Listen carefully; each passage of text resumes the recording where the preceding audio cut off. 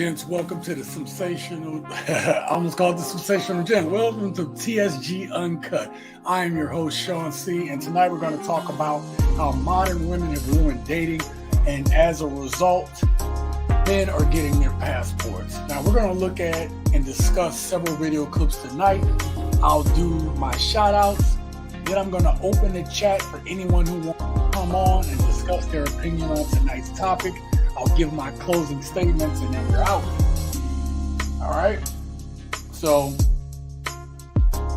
when you come in, do me a favor, hit that like button, subscribe to the channel. And if you have any videos or any type of clips that you want to send to me that you want me to consider for review, send them to the email, thesensationalgent, SIMSATIONAL, gent at gmail.com. And then you can get in touch with me on our IG, which is TSG_uncut. All right. So we have changed everything. I've been changing everything over to the new name of the channel. It was the Sensational Gent, and now it is TSG Uncut. So I hope you guys appreciate that.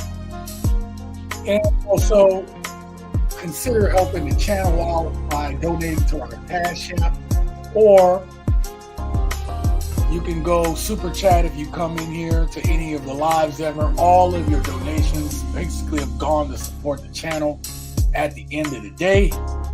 And we have basically everything that you've donated to this channel, I've used to the channel, right? So even my microphone is too far away. See, I'm still getting used to all this stuff right here. So with your donations, I was able to get this microphone. I was also able to get a new webcam. So that's why it looks a lot more clear. All this was done because you guys contribute to the channel. So I've been grinding hard every day to make sure I get these videos out to you guys. And I hope you all appreciate it. Again, I cannot do it without you guys. So with that being said, let's get started. So we're going to again, if you're just coming in, make sure you hit that like button. And I'm going to recap real quick because I see a couple people coming in. But again, we're going to look at several video clips. I'm going to look at several video clips. I'm going to do some shout outs. At that point, I'm opening up the chat a little bit later after I get through the beginning of this. And then we're going to discuss your opinion on tonight's topic. I'll do my closing statements and then we out. All right. So thank you guys for being here this evening. But we have a lot to discuss. I have a lot to go over. Okay. So I'm going to start getting through these clips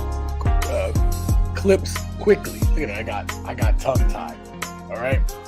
So let me see.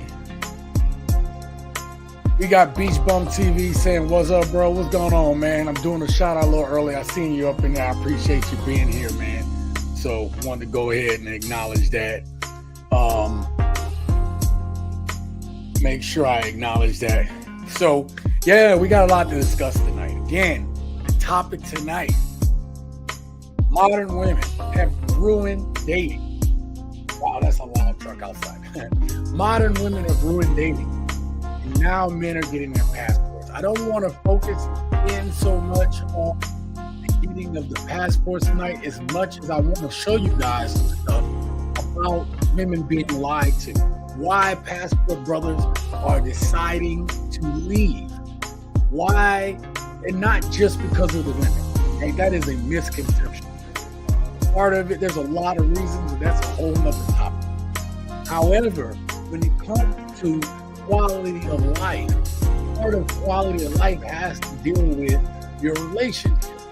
And right now, men as a consensus would say that relationships right now suck. Even women will say that relationships suck.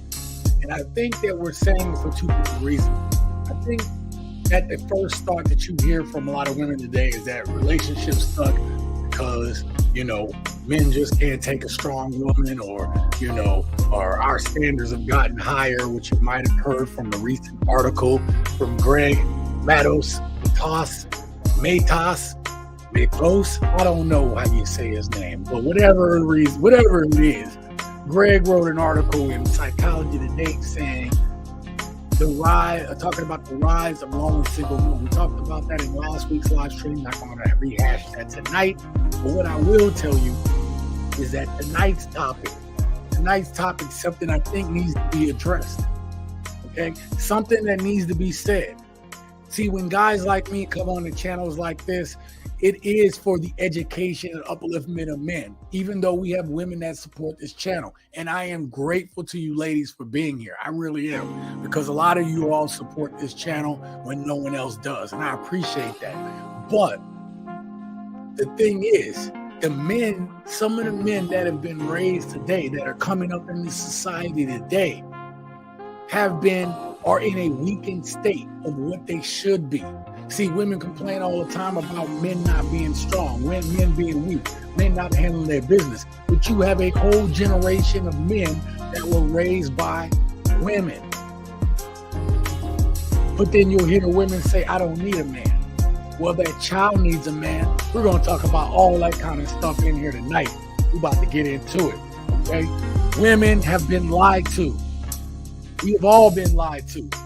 Now, there was a fight to get women equal right, which was needed. It was sorely needed. But now, even after all these strides have been made, women complain that they're still oppressed under the patriarchy. Patriarchy? What can a man do today that a woman cannot do if she wants to? Let me know in the chat. If there's something that's within a woman's ability to do, and a man is doing it, why can't she do it? I'm not talking about like NFL and all that stuff, but she could try out. She could try out for the NFL. Good luck. Crap, your average dude, your star athlete at most schools won't make it into the NFL. So please don't bring up that point. All right? But listen, there's an even bigger problem. Women have used this newfound freedom to live their lives as they please, and it is their right. Most men don't care. Do what you want to do. But when you don't get the outcome that you desire, what we see is certain women are blaming men for their own actions instead of taking accountability, which we talk about on this channel. If you've been watching this channel for any amount of time, I hold men accountable. I say, hey, we got to work on ourselves. We got to be on our purpose. We got to be on our grind. If you come in, wipe off your feet, just know I'm going to hold you accountable as a man. I don't sit here and say, yeah, you're right, but you're not making strides. I'm not saying we're perfect. I'm just saying we got to be working toward being the best version of ourselves. That is the goal of this channel. But without further ado, I want to make sure that I get up in here. I'm going to get up in here and do some shout outs and see who's up in this chat real quick. So Beach Bum said, what's up, bro? We got Brick Girls. Thank you, Lucy, for being here. Make sure you go check out everybody's channel here in the chat. If you're watching this, it's pre-recorded. Watch these great channels. Make sure you support the content creators here. Thank you, Lucy, for being here. Brick Girls Go Stateside have a wonderful show. This is actually one of the first people that brought me in to do a live stream and on their live stream on their channel, and I'm so grateful for it because it gave me the courage to start doing mine. Now I've been doing well over a year, or I don't know how many weeks now, 60 plus weeks, 70 weeks. I don't know how many live streams I've been doing, but for over a year I've been consistently grinding. So when you come here every Wednesday, we do it. Let me know what y'all sipping on here in the chat. I am addicted to these things now. I got like a Mike's Hard. I haven't really been drinking. I ain't been right since New Orleans. Okay, when I went to New Orleans, I ran into one of my boys. Y'all seen him on the channel. Y'all seen him in the chat. I'm not gonna call him out, but if he happens to come in here, I'm gonna call him out. However, I went drinking with that fool, and I ain't been right since. Yeah, your boy just ain't. I just ain't been drinking. I just not for me anymore. You know what I mean? Like, I'll have my little drink here, but it is what it is. Thank you all for being here. All right. So I don't want to hold this up because I want to be able to give plenty of time We have a lot of video clips to go through. Again, thank you for all your donations to the channel. Again, as you can see, we have the Cash App going to in the corner there, which is actually better for content creators because YouTube takes a lot of money that you guys give. Okay. Lucy said, Beef Bump says, wine for me. And then Lucy says, wine for me too. Oh, okay. Okay. Shit, I can't do no wine. That thing had me half asleep on this dang podcast. Again, I'm doing the mics hard tonight. I'm not gonna. Oh, I still got the background music on. Sorry about that. Intro is done, y'all. This is what happens when you got a one-man show. Did y'all see my new intro? Y'all did not. Let me show you. I'm gonna play my new intro for you guys. Check this out.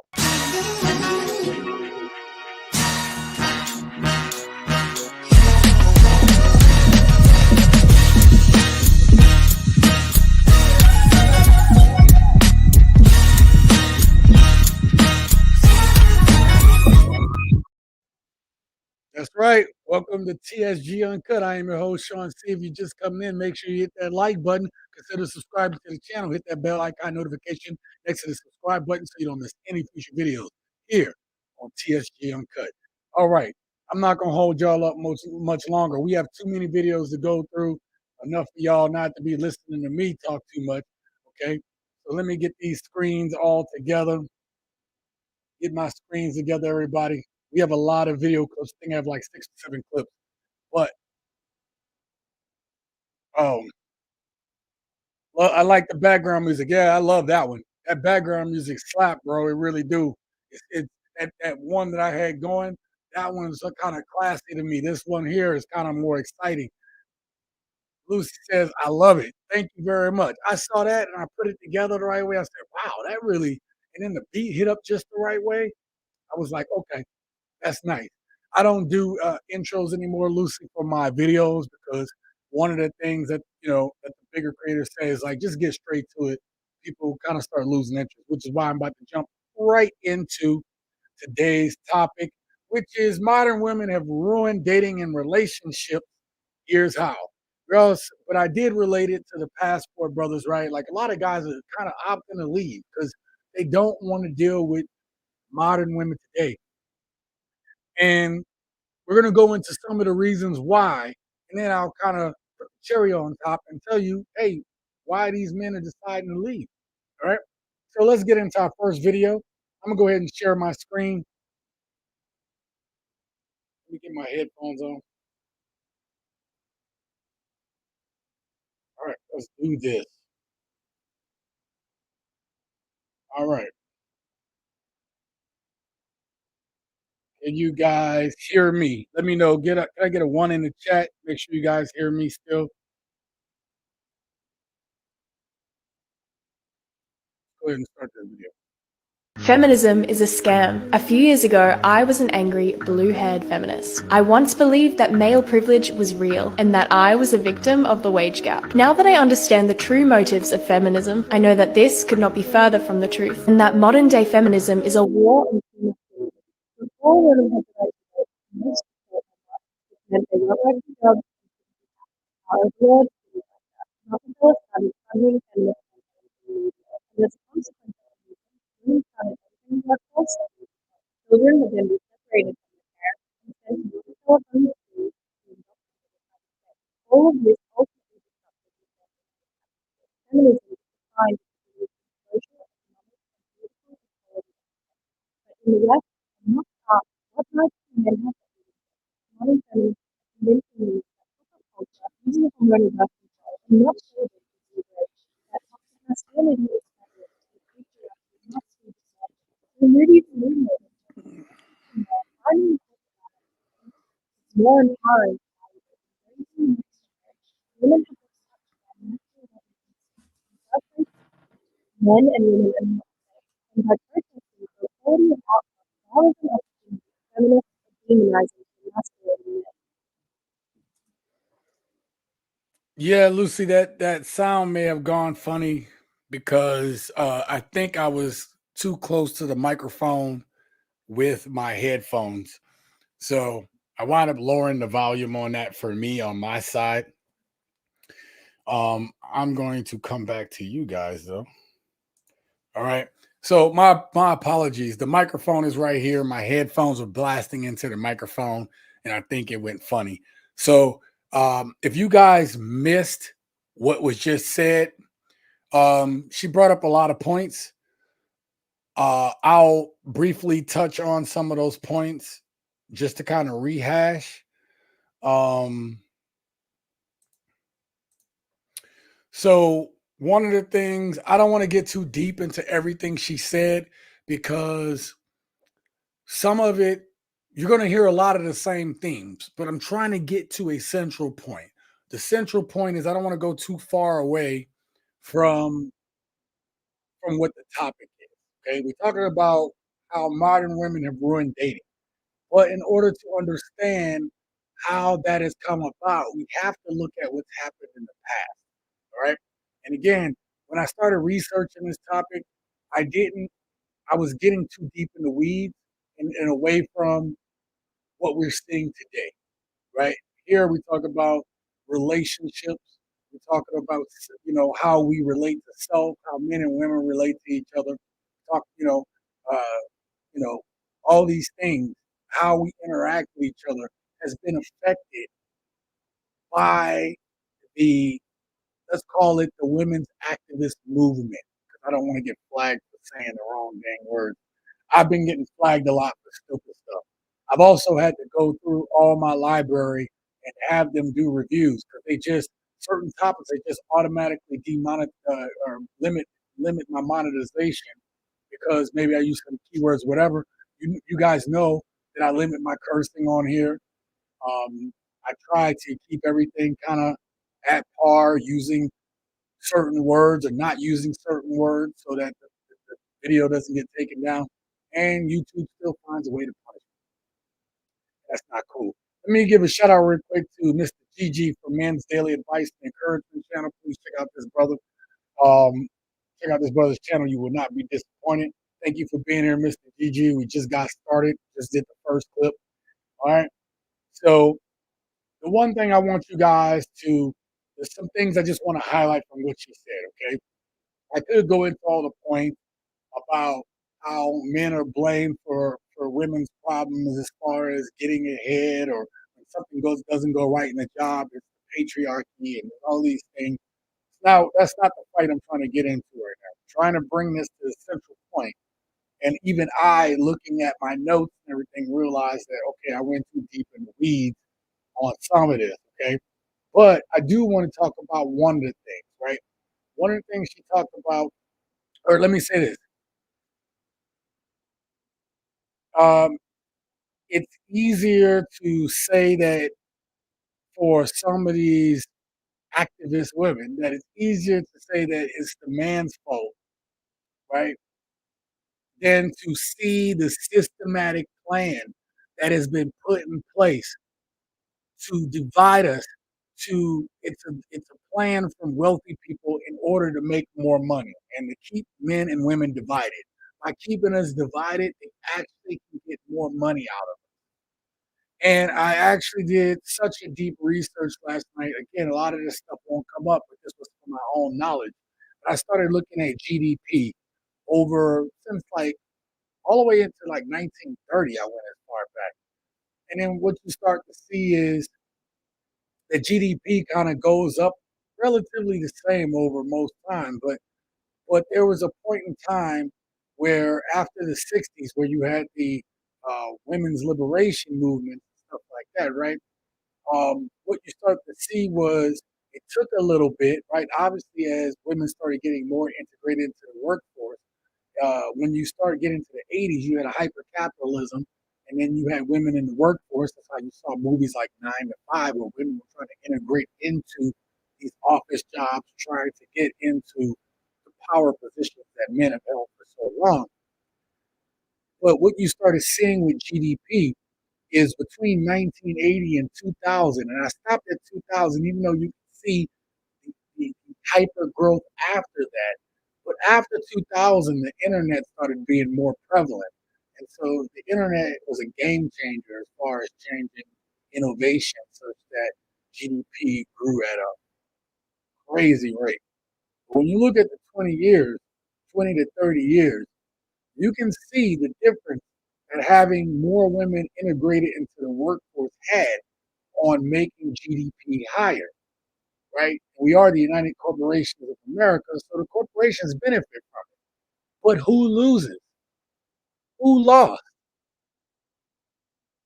We're going to get into that as we start looking at more of this, okay?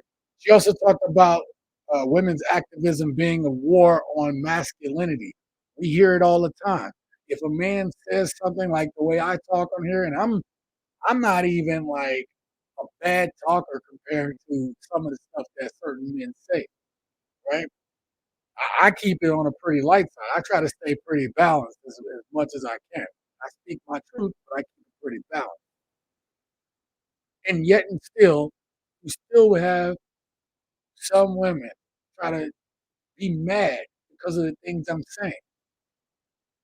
Instead of getting out of your feelings and saying, well, is what he's saying makes sense? Because what I'm not saying is I'm against women's rights. What I'm not saying is that I'm not for a woman having the autonomy to do what she want to do.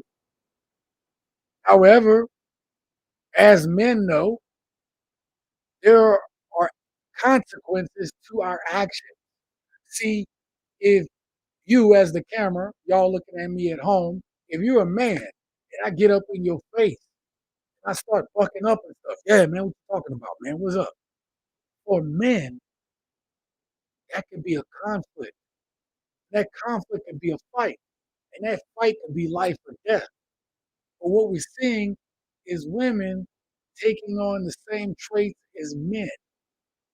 Can't find it. I have a video somewhere. I'm not gonna be able to find it. There's a video I had, literally got off the internet the other night, where this girl was fighting a dude. She was literally fighting a dude.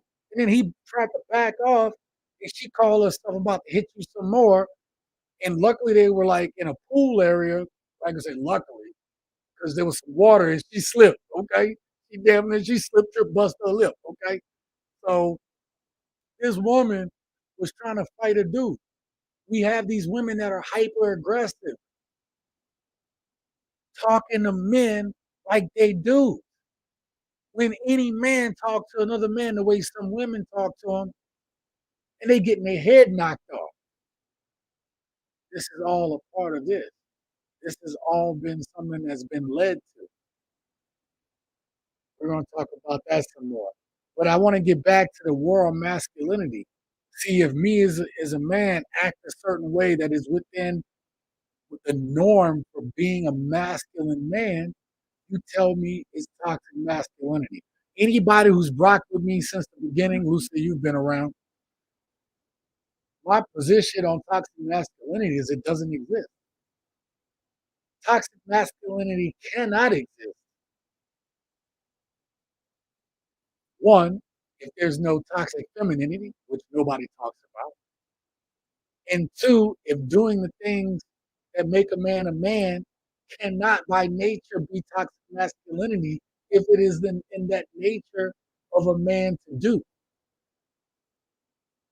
So these are terms, you start getting these terms and stuff that basically is a check on men being men. And that's not by accident. Okay? We're gonna talk about all that stuff too. So women have left the homes essentially and stopped being teachers of the children. We talk about all this stuff. Men have been pushed out of the home and are no longer the guiding force and the disciplinarians that children need. See, we know statistically that homes that don't have a father are at a higher risk for lower education, alcoholism, jail, basically being a failure. That child is more likely to fail without two parents in the home. However, we as men now are hearing, I don't need no man. You just saw the video the other day where the dude tried to bring his kid tried to bring his kid McDonald's because he didn't feed her other three kids. Her other three kids, she tossed it on the ground. So this man was trying, but let me tell y'all something. Ladies, any women that are listening to this, when a man is trying, even if it's just a little bit, even whether you want to deem is not good enough, the more you do that to that man, the more you push that man away. Because call it wrong or right, but a man is going to choose peace first, wrong or right, because we have enough problems and enough stress on us. And now women are starting to feel that same stress because they entered into the workforce, and now they're feeling the stress they used to kill men very early back in the day. He was only living to like 50-ish, right? I think the median age about 60 years ago was only 50 years of age, 50-ish years of age. Maybe for women it was high 50s, early 60s. But men were checking out early.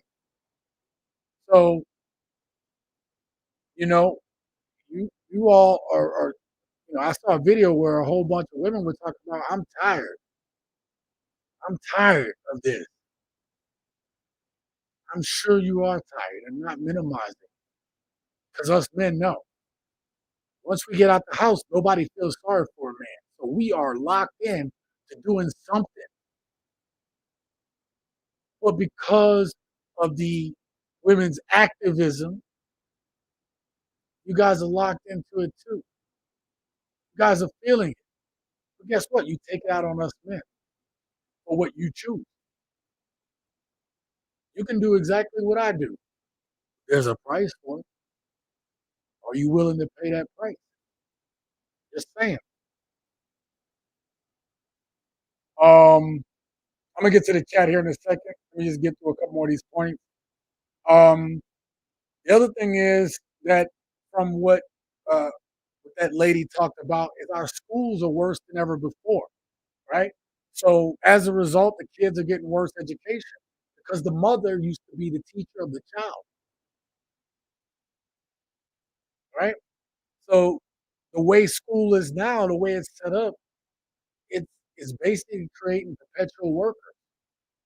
Understand that these kids nowadays have access to the libraries of Solomon himself, yet they don't even know how to. Not well, some of them do.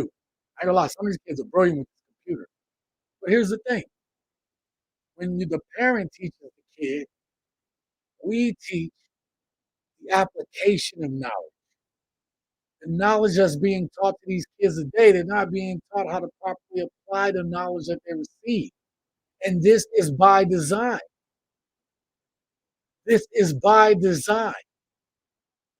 See, as the information age goes on, everyone is getting smarter and smarter, or they have more access to knowledge. You think the powers that be want people to have access to knowledge that is going to make them say, "What am I doing?" I'll prove a point. When COVID hit, we were all in quarantine. It was a great reset. Some people decided they wanted to stay asleep. They took the blue pill, went right back into the matrix. Some people took that red pill and they just said, I'm done. Hence, you have a lot of passport bros now, more than ever, or more talking about it than ever. And then you have some people that's kind of glitchy in between. They've taken the red pill. They were awakened by the pandemic. But the problem is they want to go back. They don't know how. And the reason they don't know how is because once you've had that red pill, you don't know how to go back to thinking the other way. You can try to be ignorant, but all it does is make you glitch up. So there are a lot of people that have psychological issues right now as a result. They don't even realize it because they had that momentary glimpse of what the matrix truly is. They can't understand why they all messed up because you can't go back once you start seeing. So if people gain more knowledge, more access to knowledge and resources, how do I keep a person that has knowledge in check? Okay, perfect example. You guys go for a job interview. There's specific questions they ask you on job interviews. And some of those questions seem goofy and we answer it standard ways. But they ask you this one question when you go on a job interview, and not it's on purpose. Where do you see yourself in 5 years? You know why they ask you where do you see yourself in 5 years? Because they want to know, do you see yourself with them? They want to know the likelihood of you leaving. Are you going to be a good worker? And you're like, oh, I will hope to work up my way in this company or whatever. Some of you are very brilliant out there. You've heard people tell you that you're overqualified for the job. Overqualified. I need a paycheck. That was my first thought. I've been through this. You guys have been through it. It's hard when you've been on that job process and people tell you you're overqualified. You're like, I'm just trying to work. I want to work. Need some money to feed myself and my family. They ask you those questions because if you're too high minded, you're going to get bored. They're going to lose you anyway. And that costs them money. So that's the thing. So how do you keep these woke minds, woke, I hate using that term, but awoken mind in check? Men and women are fighting against each other. I don't need no man. I need a dude with 6 figures. What was that meme I put up the other meme, the community post? The double standard things that women say to men, but if men said it to women, it'd be offensive. They don't do it just to us, they're doing it to all of us. Okay? Damn, I belayed that point too long. Let's get back to the chat. You guys are all up in here. We got MZG. What's going on, bro? Yo, MZG, thank you for being here, brother. I appreciate you being here tonight, man. Thank you so much. Make sure you go check out MZG's channel. We got my brother Bruce Wayne in the house. In the house. I just want to sing. I got that microphone. In the house. Okay. What up, brother Bruce? Go check out Bruce Wayne TV, man. Check my boy out there, okay? So, look, I don't want to get too deep into the woman activism portion, but I want to make sure I pull the right part so you guys can see how it's affected dating and relationships today. Yes, it's affected so many aspects, but we can't even get to the point that we can have whole families right now because it is. Y'all know about mold? Mold is pretty bad. Mold can kill you. I know. I was in a hotel room full of mold when I was when I was in Mexico recently. But when mold gets into like a piece of bread, it lands on the surface, starts to grow. And what you don't see is before the bread really gets bad, any mold that's on that bread, it has I'm pulling this out of my butt right now, but I think it was called rhizoids or something. But it spreads throughout the bread, kind of like root spread. And so your bread is moldy long before you start to see it. If you start to see it on the top, it's already starting to get through. And that's what it is with modern day woke activism, women's activism in our society. See, it was intended for good. It was needed, as I stated earlier, because there was some terrible stuff done to women. But right now, it's it's just as bad. it's trending, right? Like a lot of women are about what do you have? What can you provide for me? What can you get me? What can you buy me? Now imagine we are in hyper capitalism and we have women who have this mindset. It basically follows the same arc as hyper capitalism. Y'all don't hear me. Maybe I'm not. I don't think y'all understand. I don't even think I'm articulating this correctly. It has. It is starting to be something that was a good thing. So now it is a cancer just to use to win an argument. You should never want to win an argument just to win it. You should hope that in any argument or debate that you learn something, so that you are wiser for it, that you are edified by it, and hopefully everyone is edified by it. But I digress. Let me come back here. Wait, Luce is up in the house. We got Jubine. Bro, y'all passport bros are tripping. Just you can go get fit, feminine, beautiful, friendly women don't mean you need to deal with these women who got 4 of Ray Ray's 30 extra. Wait, what? Passport bros are tripping. Okay. Just you can go get fit, feminine, beautiful, friendly women don't mean you should. You need to deal with these women who got 4 Ray Ray's 30 extra pounds. Okay. You know what, man? That's funny. Bruce, I'm just going. Bruce, I didn't even understand that. I tried to read it back so you could, Bruce. T Mac says, no doubt. Hey, T Mac in the house, thank you, brother, for being here. I appreciate you.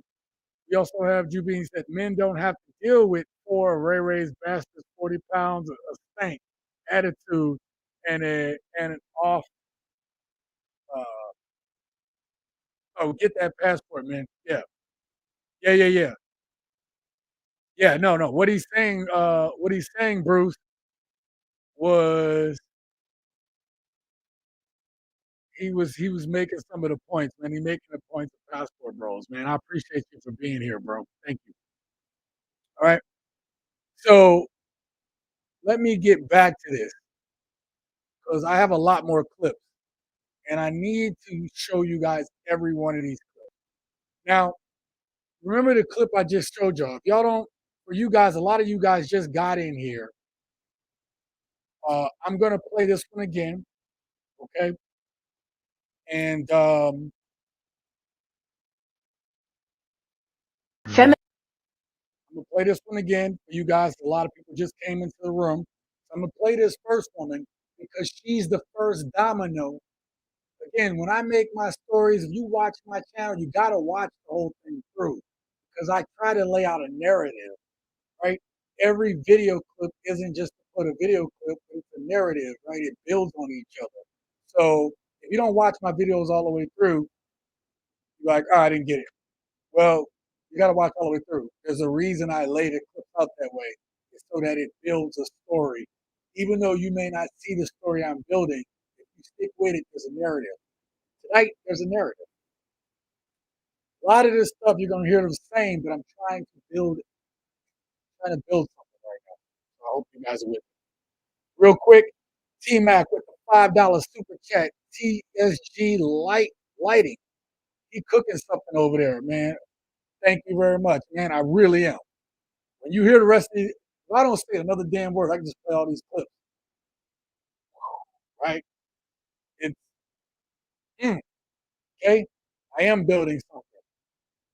I do have a point, and this point is for both men and women to get.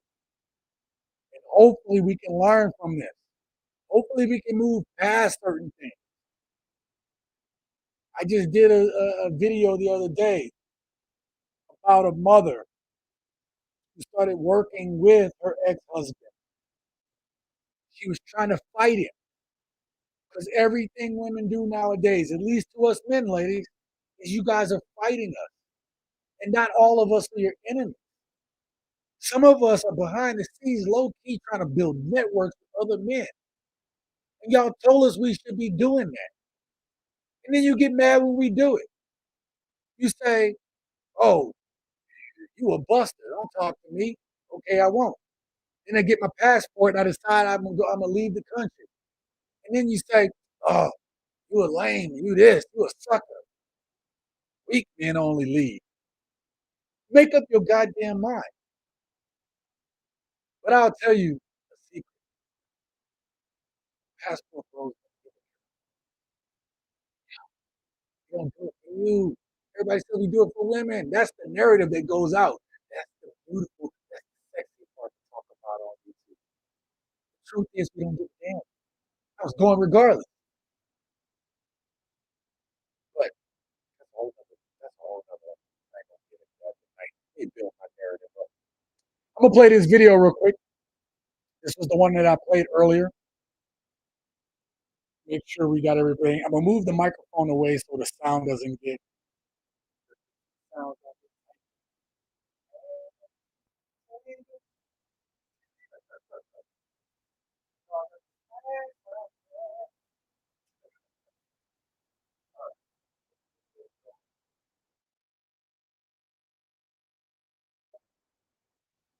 Feminism is a scam. A few years ago, I was an angry, blue-haired feminist. I once believed that male privilege was real and that I was a victim of the wage gap. Now that I understand the true motives of feminism, I know that this is not the start of feminism, and that modern-day feminism is a war on female privilege. Before women had the right to vote, most people meant they weren't working jobs, are abroad, things like that. Rockefeller started funding feminist campaigns in the media, and as a consequence of feminism, women started entering the workforce. Children would then be separated from their parents and sent to Rockefeller funded schools. All of this ultimately becomes feminism is defined as social, economic, and political equality. But in the West, and much past, what does women have to do? Modern feminists are convincing women that pop culture, even from university and not favorites to be great, that octopus only is established in the culture of must be dismantled. The movies and media that say that working for the male, finding You guys can't hear me? more Hold on. empowering than anything. Hold on. You guys can hear me? The stuff that y'all just heard, that was my fault, okay? I forgot to mute the mic. That was that distortion. I don't know about the video distortion, but the mic, a couple things might have happened. So I apologize about that. One of the things that happened was I didn't mute the mic when I tried to take the cover off the mic. The other thing was I had my mouse on top of the wire for the microphone, so that probably hear you. They're coming for you, bro. Sound like someone mixing your vid. Can you find you? Can y'all hear me now? Listen, I'm not doing anything at the moment. Let me mute that. Can y'all hear me now? Hold up. Let me come back. Can y'all hear me now? Let me know. Can y'all hear me? So right now the mic is plugged in. Yes. Okay. So listen, some of the sound that y'all heard, I was actually taking the cover off the mic, but I did that. My bad. That was totally stupid. I thought I'd muted the mic. I took the cover off the mic so that the sound is better and stuff like that. Okay. Yeah, I know, man. I know. I know. That was a rookie mistake. I apologize. Y'all like, man, I'm trying to see the video and you making mistakes. I'm just gonna back it up just a little bit. I'm gonna back that thing up. I'm gonna mute my mic. We're gonna do this thing one more time. Lords didn't like that. Rockefeller started funding feminist campaigns in media, and as a consequence of the movement, women started entering the workforce and leaving. Children would then be separated from their parents and sent to Rockefeller funded schools to be indoctrinated by the state. All of this ultimately disrupted the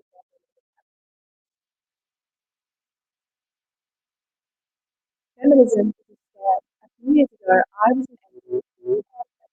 I once believed that male privilege was real and that I was a victim of the wage gap. Now that I understand the true motives of feminism, I know that this is not the start of feminism, and that modern day feminism is a war on female privilege.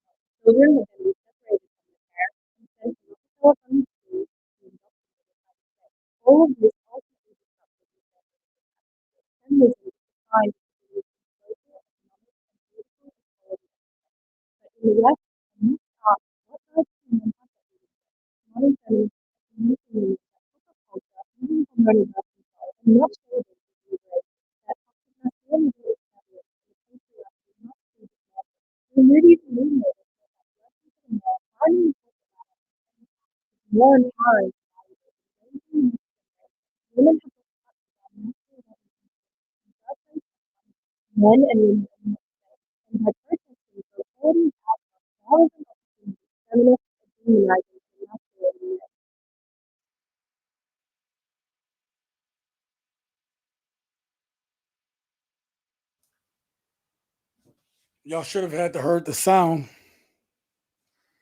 So, he said something still ain't 100% right. You know what? I wonder. Oh, you know what? I think I know what it is. Okay, okay. Do me a favor. I'm gonna put this video up. We gotta test this. There's something I gotta test real quick. I think the reason why the sound isn't coming through 100% is because I have these headphones in. And what's happening is part of the sound is running through the headphones. Okay. So let me try this one more time because we got to get this right. I have too many videos to go through.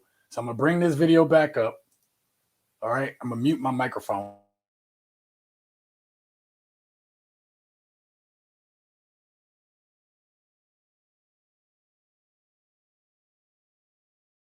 Feminism is a scam. A few years ago, I was an angry, blue-haired feminist. I once believed that male privilege was real and that I was a victim of the wage gap. Now that I understand the true motives of Can y'all hear feminism, that? I know that this cannot be further and that modern-day feminism is a war on female freedom. Before women had the right to vote, most people and a working job abroad, Rockefeller started funding feminist campaigns, and as a consequence of feminism, women started entering the workforce. Children were then separated from their parents and sent to Rockefeller funded schools to be indoctrinated by the state. All of this ultimately disrupted the feminism is defined as producing social, economic, and political equality. But in the West, I must ask, what rights do men have that we modern feminists are community women that took up culture, moving from learning about themselves, and not changes to liberate that toxic masculinity is established and the patriarchy must be dismantled. The movies and media that say that working for the male, finding the corporate ladder is more empowering and valuable than maintaining this generation. Women have no touch about masculinity and birth rates men and women are not today. And by protesting for equality and access, rather than Can y'all hear it now, though? feminists are demonizing the masculinity.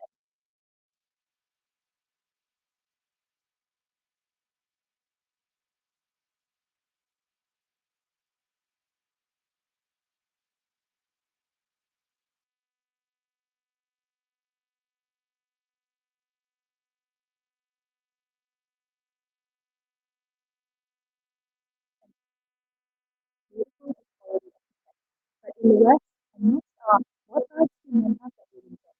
Modern feminists are community women that took up culture, using from learning about themselves, and not changes as liberation. That toxic masculinity is prevalent, and the patriarchy must be dismantled. The movies and media that say that working for the male, finding the corporate ladder is more empowering and valuable than maintaining this.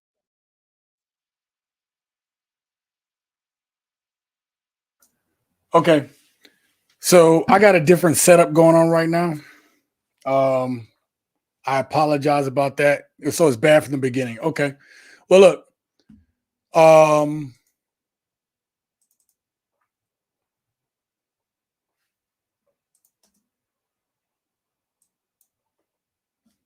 So I apologize about that. Can y'all hear me right now? Let me know. Can y'all hear me? Yes, for me.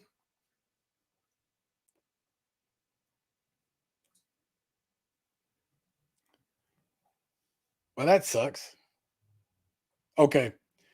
Yeah, so here's the thing. I don't know if the problem is that I have this mic plugged in, but I also have these headphones plugged in. Unfortunately, these type of headphones actually has its own mic, and I think the mic is distorting it.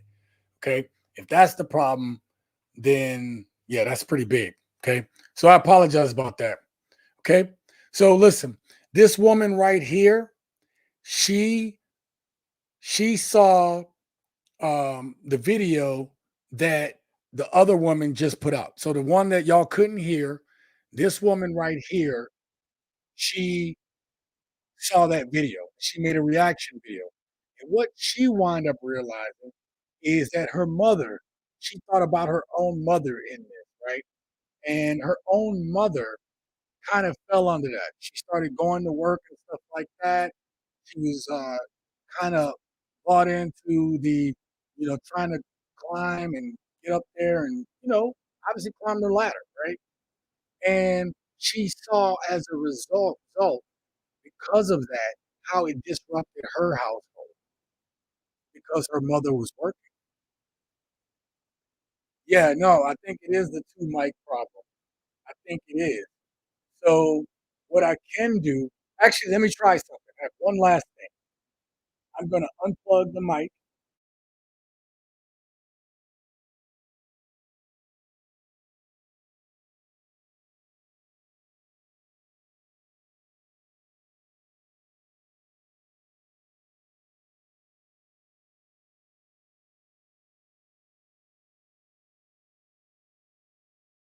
Western feminism is a scam. I came across this video yesterday and a lot of things really rang true for me. My mother was, I would say, a victim of this scam, and so therefore, so was my family. She was taught by the company that she was working at the time. She was pushed into choosing between her family and her career. And at some point, I think you have to be brainwashed as a mother to think that your career and competing with men is so much more important than raising your family. A job will come and go, they don't care about you, but your family, there's nothing more important than family. And any culture that shames women into believing that what they're doing, raising their children and their family, is not the most important thing we can do for our future, that if that's what they're telling us, then wherever that message is coming from, it's a scam.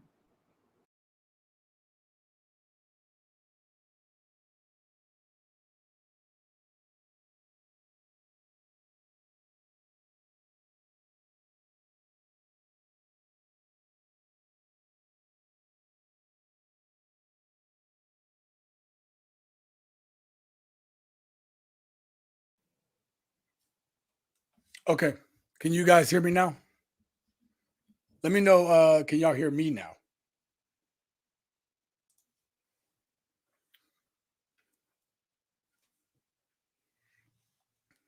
So sorry about that. Hopefully you guys are able to hear that video. Um, so what I did was I unplugged this microphone and just left the headphones. Okay, so I'm coming in loud and clear. And did y'all hear the video? So y'all heard the video?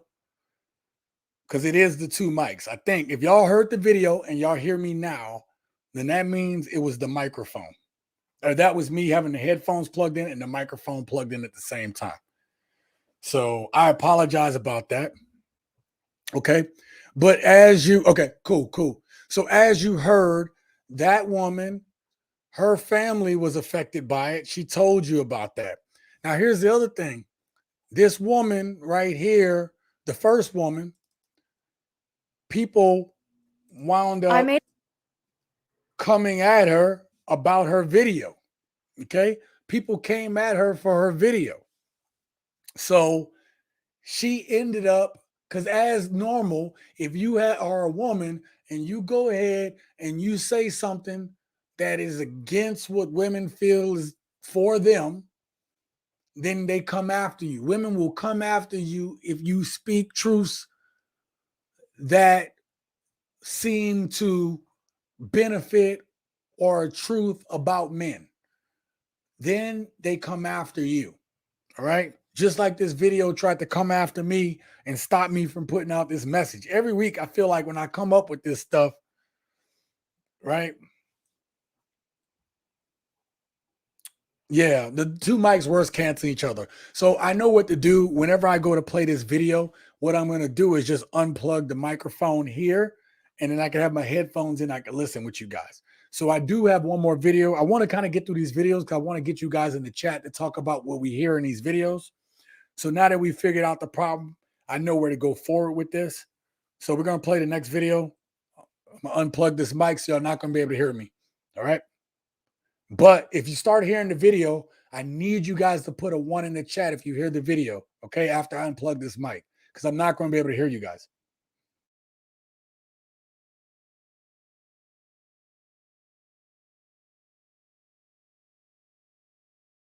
I made a video on why modern feminism in the West is a scam, and it went super viral. Within 24 hours, it was trending on BitChute, Twitter, Instagram, TikTok, Reddit, and garnered millions of views and comments. So why did this video strike a chord deep within the human psyche? Well, the truth resonates, but it also hurts. Even with an overwhelmingly positive response from both men and women, the angry victims of the Rockefeller indoctrination camps never fail to disappoint. With so many personal attacks and barely any intelligent counter-arguments. Cancel culture at its finest. It's always girls support girls until they have a differing opinion. Open public discourse around these topics is paramount. That's how we learn and evolve as a species. We must step outside the mental programming designed to keep us in a constant state of fear and anger and see the elite social engineering for what it truly is. Our freedoms are being taken away without our consent. Our wealth is being extracted, centralized, and given to corporate powers. It's not about men versus women, left versus right, or black versus white. We are all one. It's about rising up together against a corrupt system that wants to keep us distracted and pitted against each other so that they can maintain power. Rise up, warriors. You know who you are.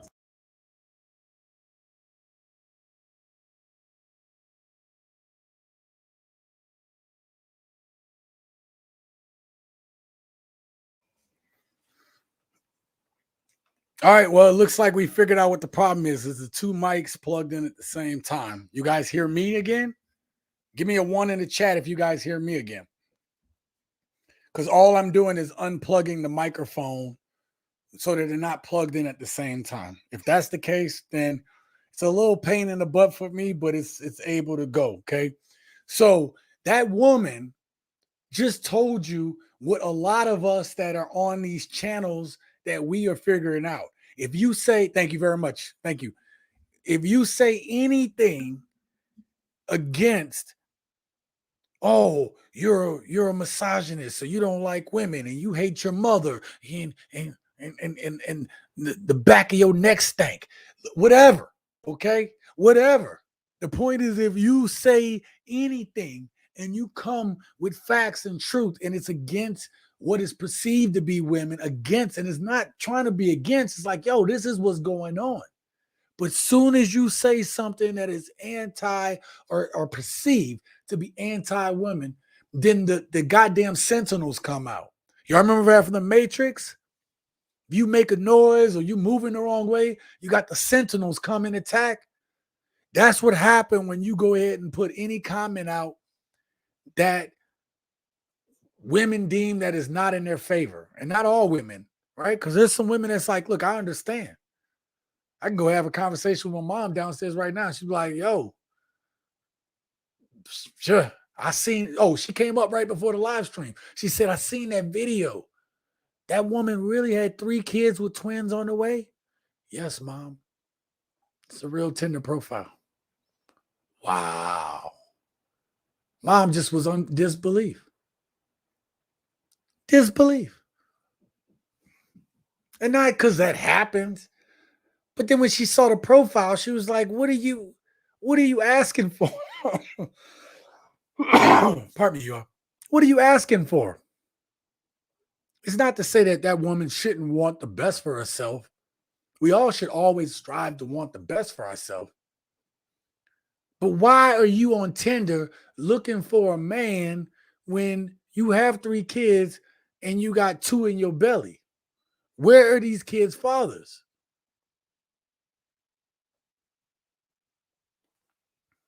Oh, you're looking for a man because you have 3 kids and 2 on the way. Ah, come on. Come on. And Agent Smith. Heck yeah, man. Oh, man. Agent Smith is the perfect one because you could be sitting there next to somebody and you could have no idea. You could just think they're a regular person. And as soon as you say the wrong thing, Agent Smith pops up. Oh, man. That was a good one, T-Mac. Facts. Agent Smith. Yeah.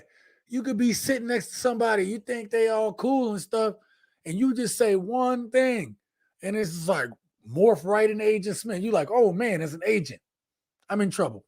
Because we know you can't say these things. That woman said that stuff, got a lot of positive ones, but we know that the haters come out the woodworks. I heard Passport Bros go on to the live stream, and I know some of y'all didn't watch this too. Passport Bros have gone on these live streams and just simply stated, hey, this, that, and the third. That is not true. I've been over these countries. I've seen this. And then you saw them get attacked on the panel for having an opinion based on actually being there. The people that's attacking them haven't even been to the places that these Passport Bros have gone to. How are you going to tell somebody that's been in the country what you know that you've only learned from being plugged into the Matrix? Bruce says, Pesos and Simps crying on lives, Agent Smith's bars. Yeah. Them agents came out for those brothers who was just saying simply, look, I've lived there. And then you got the white knights. You got the ones you don't even expect. The real Agent Smiths. The ones that pop up right next to you. Oh, I've traveled. But I'm gonna defend these women. Yeah. Yeah. You brothers are just, I don't know what's wrong with you. Get your passport. But please don't forget about our women. Our women. Now you can go, but be in the middle. Be in the middle. Now you can go do all that stuff as a man, but stop attacking our women.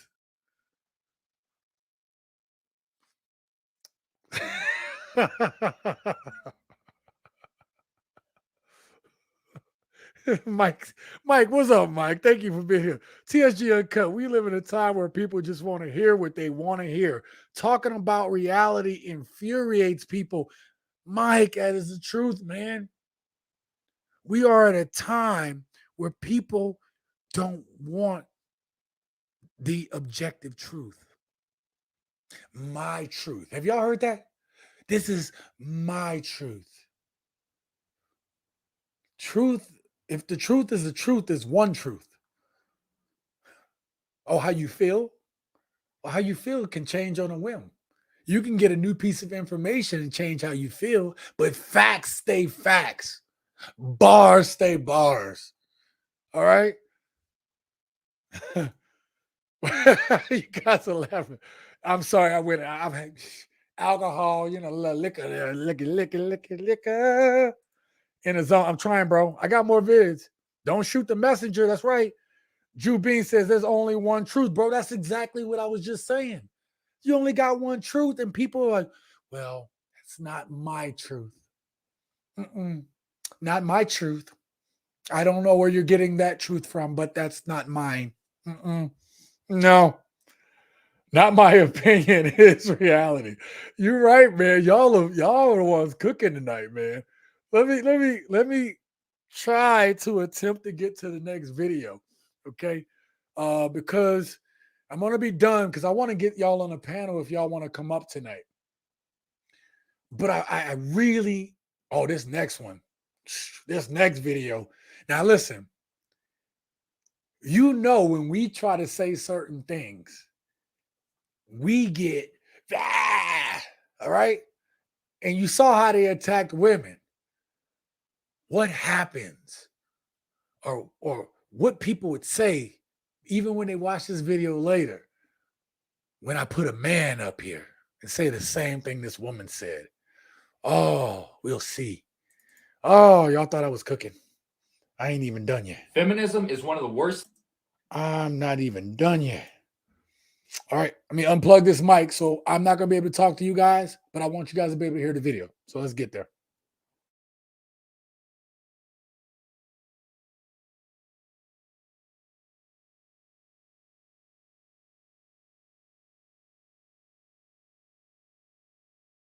Feminism is one of the worst things that's ever been perpetrated on women and society as a whole. Imagine convincing women that a job was some freedom they were deprived of instead of a burden that they were being protected from. Once you successfully do that, you instantly double your revenue as the government through taxes. Imagine incentivizing single motherhood and convincing women that men were obsolete. With these constructs in place and women away from the home and at the workplace, who's supposed to raise the children? You guessed it, the state. So now the state can raise and brainwash your children into believing all these perverse ideals. When you emasculate men and you promote promiscuity, and the family unit is successfully broken apart, what you have is an easily controllable and docile population that will go along with anything. And that's what we're experiencing today.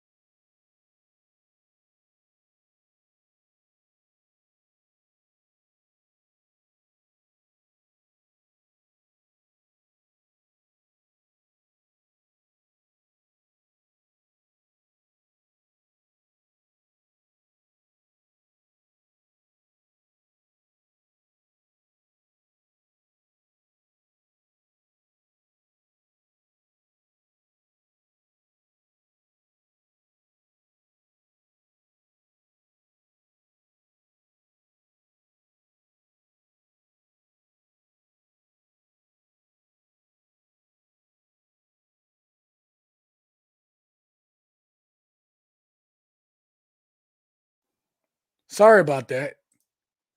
Can y'all hear me now? Damn it.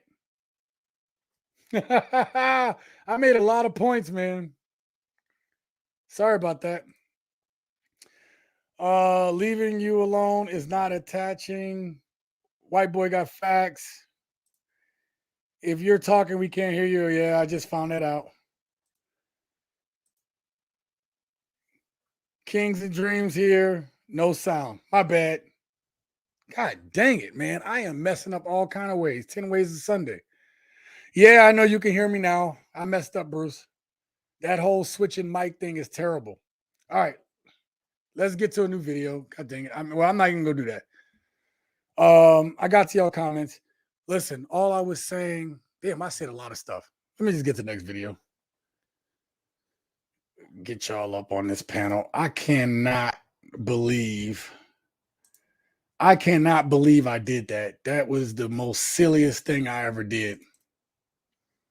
I was going off on a rant, With y'all. the scam too. that's become so I was- normalized I that we don't was even talking realize about it's a scam thing. anymore. I was literally bringing that thing, man. All right. Yeah, let me drop the link. We're going to just get to the chat here soon because me trying to learn this mic thing, now I got to order a set of headphones. Now I got to get a set of headphones that's going to plug into here and make this thing right. Because I'm not understanding how these two are talking to each other. Okay. God dang it. I can't believe I did that whole rant and nobody heard me. Oh, bro, the Matrix, bro. All right. This time I'm not going to mess up. All right. We're going to do this correctly. Okay. I'm going to go ahead and play this video. We're going to do this the right way. All right. Here we go. With the scam that's become so normalized that we don't even realize it's a scam anymore. The I'm an independent, strong Black woman, I don't need no man narrative is a scam. Here's why. Society has conditioned us to believe that we don't need anybody, we don't need any support, and we can do it all on our own. What a lot of us has accepted as normal is really not normal. Households were created to be two adults and children. The price points that the world is set in now requires two incomes. That's why you're working two jobs. And if we are not working two jobs, we have told ourselves that we have to go back to school, get higher education so we can make more money, which is a necessity. But wouldn't it be better if you had a whole team member helping you along? Because what ends up happening is, yes, love, your career is great. Yes, I am so proud of you for getting your doctorate. I am so proud of you for buying the house. No, I do not believe that women should wait to progress in life until they have a man. That's not what I'm saying. But we are so guarded and we are protecting ourselves so heavily away from every man that we miss on a good man. We automatically assume that all Black men are out to get us. And the more you think something, the more you believe something, and the more you see something. So we cut off all men who are not making at least six figures. We tell our baby daddies we don't need them because you're not able to pay us substantial child support. So my kids don't need you. And we don't realize that our Black men offer so much more than just their financial provision. They offer protection. They offer guidance. They offer leadership. They offer a masculine energy that absolutely depletes you when you have to provide that. You are created to be feminine. You are created to be the nurturer. You were created to be soft and loving. And we are having to play both roles because we are not allowing any man in out of fear that we're going to get the wrong man. And I understand our concern, but the I'm an independent, strong Black woman, I don't need no man narrative is keeping us working way later in life than what we're supposed to. It is keeping us away from the Black men who want to protect us and keep us safe. It is keeping us away from the Black men that would go to the moon and back to make sure that we're happy and healthy, make sure our children are happy and healthy. It is taking away the example of manhood that our sons need and the example of how a man is supposed to love a woman that our daughters need. And it is taking away the opportunity for us to rest. That's why our mother struggled for 60 years and now she is exhausted and she's beat down. We deserve so much more. Let's give it to ourselves.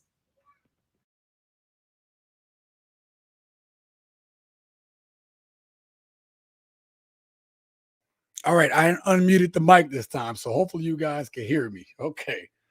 My God. My God, my God. All right. I just saw that everybody could hear me. Yeah, no, she spoke bars.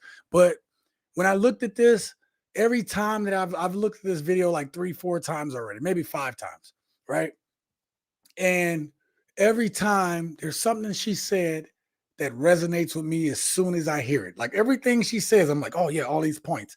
And then I come back to one point, one thing she said that resonates with me a lot. And what she said is our mothers are tired. And if my mother is downstairs right now, and my mom says to me when she would call me on the phone, she says, baby, yeah, I'm tired. She would just say that, man. I'm like, like when you hear older people say that they tired, usually that's them talking about wanting to go on. So I said, Mom, what are you talking about? Like, what do you mean you tired? Stop saying that. I don't like that talk. You know what I mean? And the thing about it is, she was like, no, I want to still be around, but she just said, I'm tired. She's been working her whole adult life. She's been working more than my adult life. Right?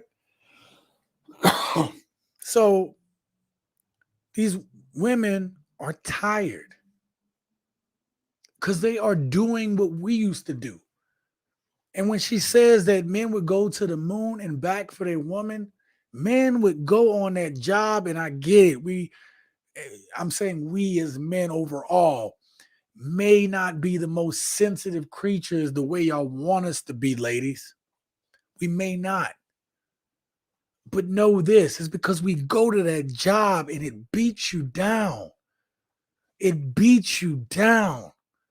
And it's your soft, feminine nature that keeps us grounded, going through all that bull crap.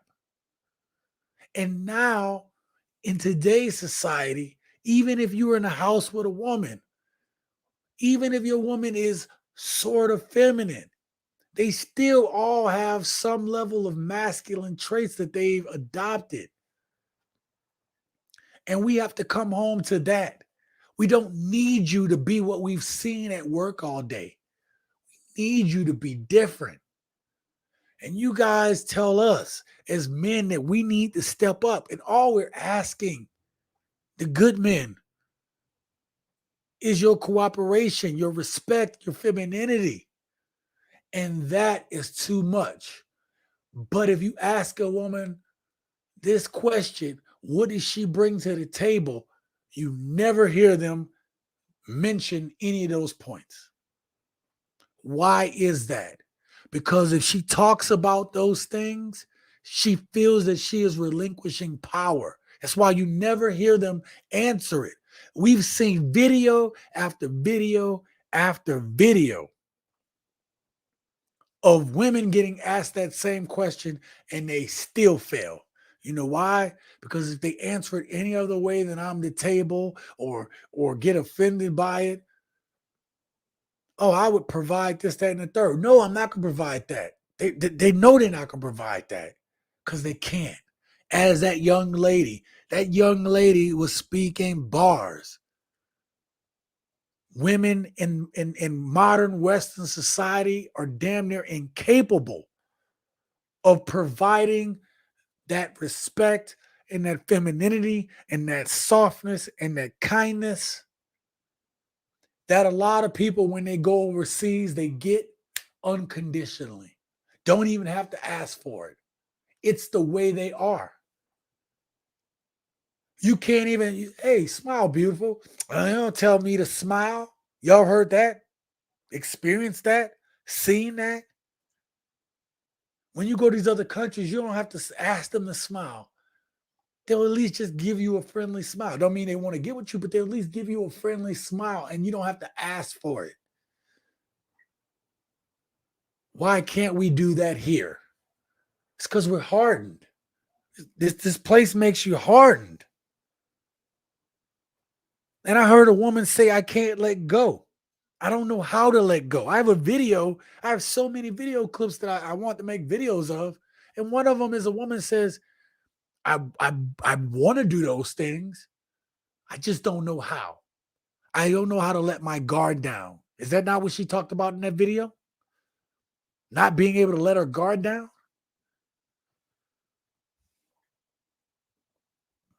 I'm going to get to y'all comments. She speaks facts. Bars. Is that what's happened? What it do, shipmate? Thank you, Philip, for being here, brother. I appreciate you. You came at a good time. I didn't mess up the whole live stream. I went on like a 3-minute rant without sound. Man. Bruce says you can't even compliment their dang dogs now. Shout out to Omar there. Yeah. Yeah, you can't even compliment you can't even compliment their dogs, man. What the heck is going on? All right.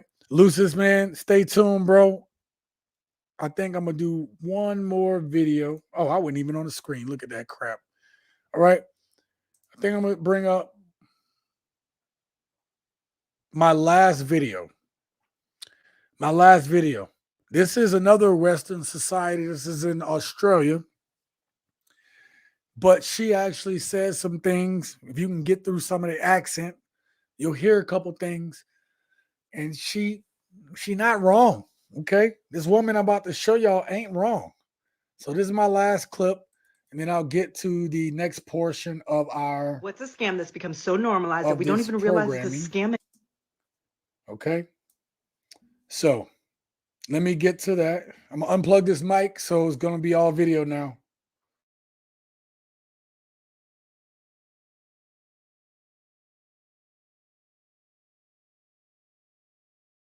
What's a scam that's become so normalized that we don't even realize it's a scam anymore? I'll go first. Third and fourth wave feminists have taught you that men are the problem with society. If you live in the Western world, they'll try and claim that it's patriarchy, even though it's not. They'll try and claim that you can have it all. You can have a career, you can have children, you can be anything that you want to be. And while I would love to think that that is absolutely accurate, unfortunately, it's not. And the rise in mental health, the rise in separated families, the rise in children with issues and mental health problems, etc., etc., etc., is not because of the problem of patriarchy or masculinity.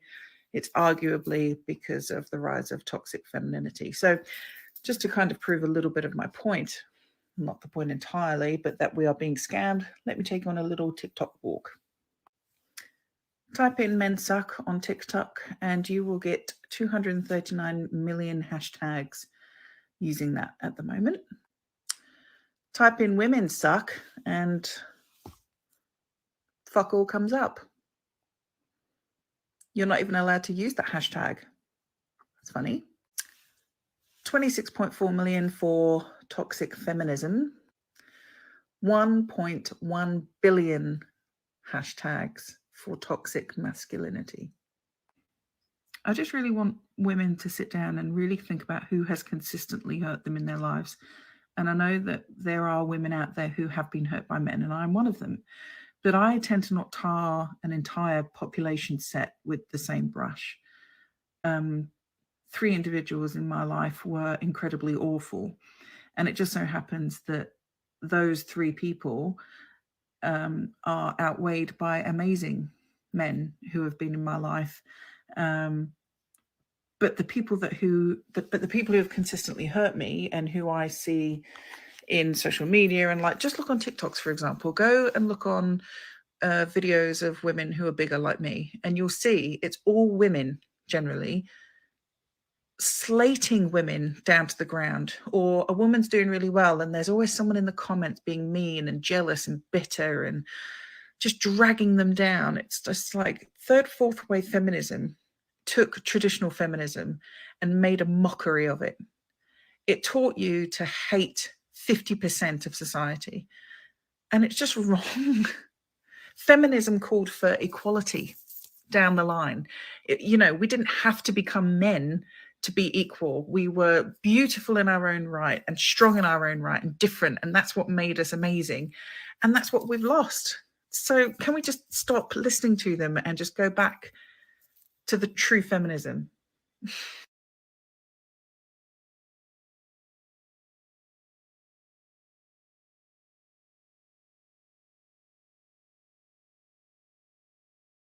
Y'all hear that? Yeah, that woman right there she said a lot of good stuff, man. I'm not gonna belay the point. I want to get my guest up on here, but I was blown away by how many hashtags there were for toxic masculinity, which again, I'm gonna say it again on this channel. I don't believe in it. I don't believe in toxic masculinity. Because now, do I believe there are men who do bad things and who are jerks or who are assholes? Yeah. But that could be the same for women. That could be the same for every group. I don't hate all women because of the actions of some, but I don't have to stay around and be treated that way by the ones who are around. I don't have to deal with it. And a lot of men are kind of doing their own thing because they don't want to deal with it. So, all right, Bruce says y'all heard it. Thank you for being here, Delbert. He says true. Bruce says I gotta put at TSG on an inside joke. Sean, the complimenting their dog is a true story that happened last weekend. I will ask about that one later. You're gonna have to hit me up on that one later, bro, because I gotta know now. I got to know. Okay. All right. So I'm gonna bring up Lucis. Lucis, let me know if you're ready, bro. I don't know how I'm gonna do this because I don't know how this mic and this gonna work simultaneously. Let me see if I add it. If I add the mic. Uh-oh. That's not good.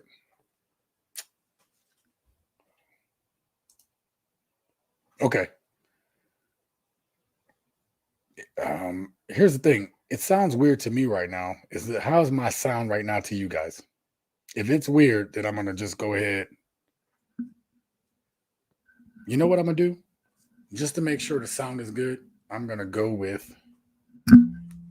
this.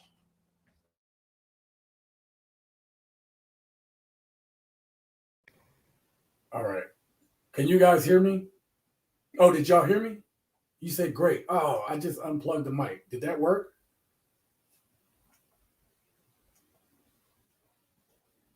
I don't know if I just messed up. We'll see in a second. Voice got deeper. Okay, I'll take deeper voice then. I'll take deeper voice as long as you can hear me. All right. Yeah. Well, because now I hear myself. That's weird. All right, I'm gonna bring Lucis up real quick. I'm gonna add him to the stream. Let's go like that. All right, let's just go two screen like that. Okay. So, okay, we were good. Okay, cool. Because I hear both mics now. Now I hear myself in my ear. All right, Lucis, man. Whenever you're ready to come on, let me know, bro. Oh, I'm here. I was just waiting. Hello. Well, I can't hear you now, so that didn't work. Why can't I hear you through this? Hold up, bro. See, Okay. I got technical issues.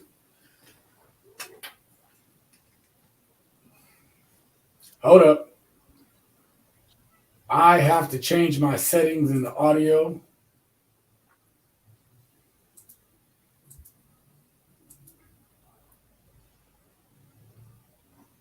Okay, can y'all hear me? It shows. Okay, you said we were good. Okay, cool. Lucis, can you hear me? I'm trying to I do a mic can. check. All right, we're good now. You All loud right. and clear. All right, we're good, bro. Okay. Sorry about that. I don't know. I'm gonna have to figure this out. Hey, All right. that's the underlying theme of the show tonight. We just gonna just keep it moving. Yeah, listen, the microphone, as far as the sound, has been pretty great as far as like talking to you guys. The webcam looks amazing though.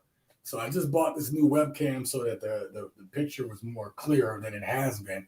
Because I've had some grainy photos. Delbert says, I gotta go for now. If you would like to practice the live stream with me, message me. Bro, I've done 70 something live streams, bro. I just started off this mic, new camera, stuff like that. So I need a different set of headphones. So I know what I need to do. It's just tonight was different because this is the first time that I use this mic on this live stream, okay? In conjunction with what I normally have. But I appreciate that though. So what do you think about what you've heard so far, man? There's a lot of video clips that I played tonight. And, a lot of them talked about some of the stuff that you've talked about. But tonight's subject is about how women have ruined my relationships. Right. And this is something, again, that you spoke on multiple times as we've talked before on the show about how feminism is a runaway train now. There was a train on the right tracks. Now it's a runaway train.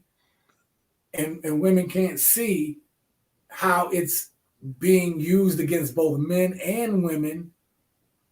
And it has destroyed the family. I'm not even saying relationship. Right. It's destroyed the family. That's actually the baseline. That's what's been destroyed is the nuclear family. The idea that you could have a working father, a mother who was a home manager of the family, and children in an environment where they saw their parents more than they saw the school or childcare. So over the last 60 years, where third and fourth wave feminism just went out of control, we didn't see it as that because it was a slow ride. You got to realize we still enjoyed a lot of fun TV if you was a man. You saw you still had the good cowboys and Indians, the cop shows that was cool, even through the 80s. So 60s, 70s, 80s, you still had some really good TV shows that brought men into the entertainment fold. But then in the 90s, there was a direct shift. If you look at what they started with children TV, the teeny bopper shows where the girls started being the smart ones and all the boys were just dummies and you can't do that because you're a girl. And, all of that started being kind of scripted in. And you saw that go through all the shows, but they started with the children.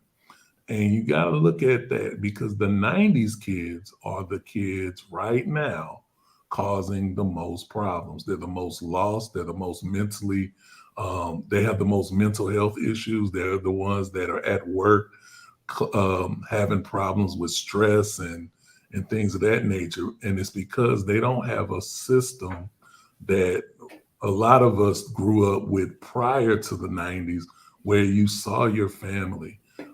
Even if you had modern women, your modern women still weren't so powerful. They were just an underlining factor of listening to maybe your aunt talk some mess about her ex-husband, or maybe your mom was talking mess about her ex-husband or ex-boyfriend or baby daddy, right? But you still had a grandmother that was still a part of a different generation. So right now, what we're having is this third, fourth wave feminism has shocked our system so much that men have done what men do, which is make logical decisions and figure it out one way or the other. It might not be the best for everybody across the board, but me and you have talked about this so many times about dudes just getting off the grid. You know, so men are built like that. And this is why I've combated that whole ideology that men are lonely. Men aren't lonely because we're the hunters. We hunt for the relationship. If a man wants a relationship, he can hunt and find somebody if he so chooses to. But what are we seeing right now is men are choosing not to.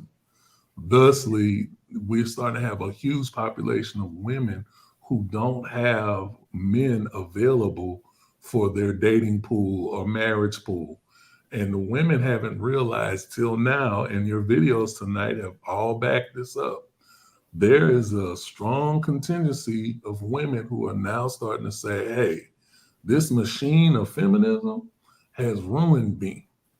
Not only has it ruined me and ruined my peers, because we don't even know how to be wives. We don't know how to conduct ourselves in a relationship. We don't know what to look for because women have worked so much that women are men. That's exactly what they've become. They've become men. They don't know how to be soft. That's that's one of the biggest things. I think you had a video somewhat a while back where the woman was saying she don't know how to. You know, just like, I don't know how to. That was part of that rant I went on when the mic was when the mic was muted. I said exactly the same thing. I said, bro, that video was powerful because she was like, I want a man to do this, but I don't know how to let him.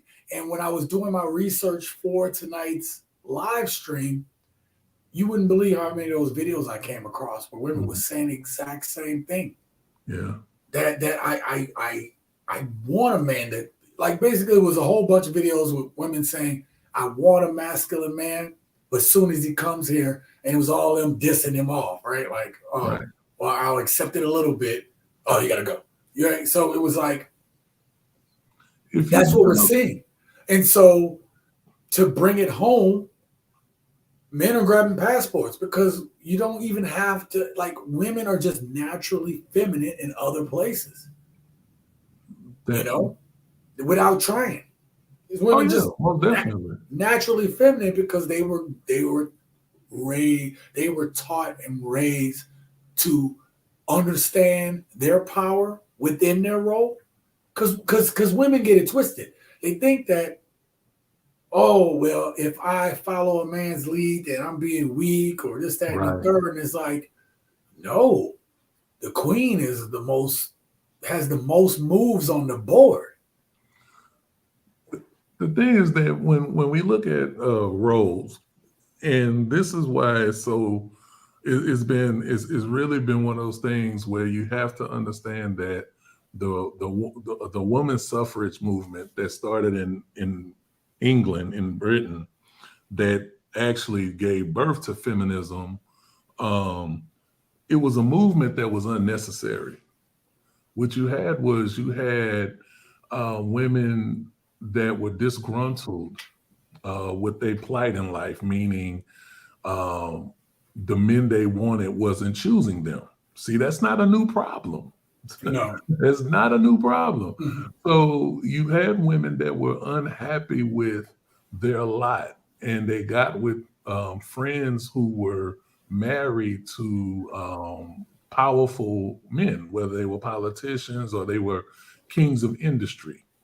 And those men kind of neglected their wives in a way to say, oh, well, you need something to do, go do that over there. I'm busy over here.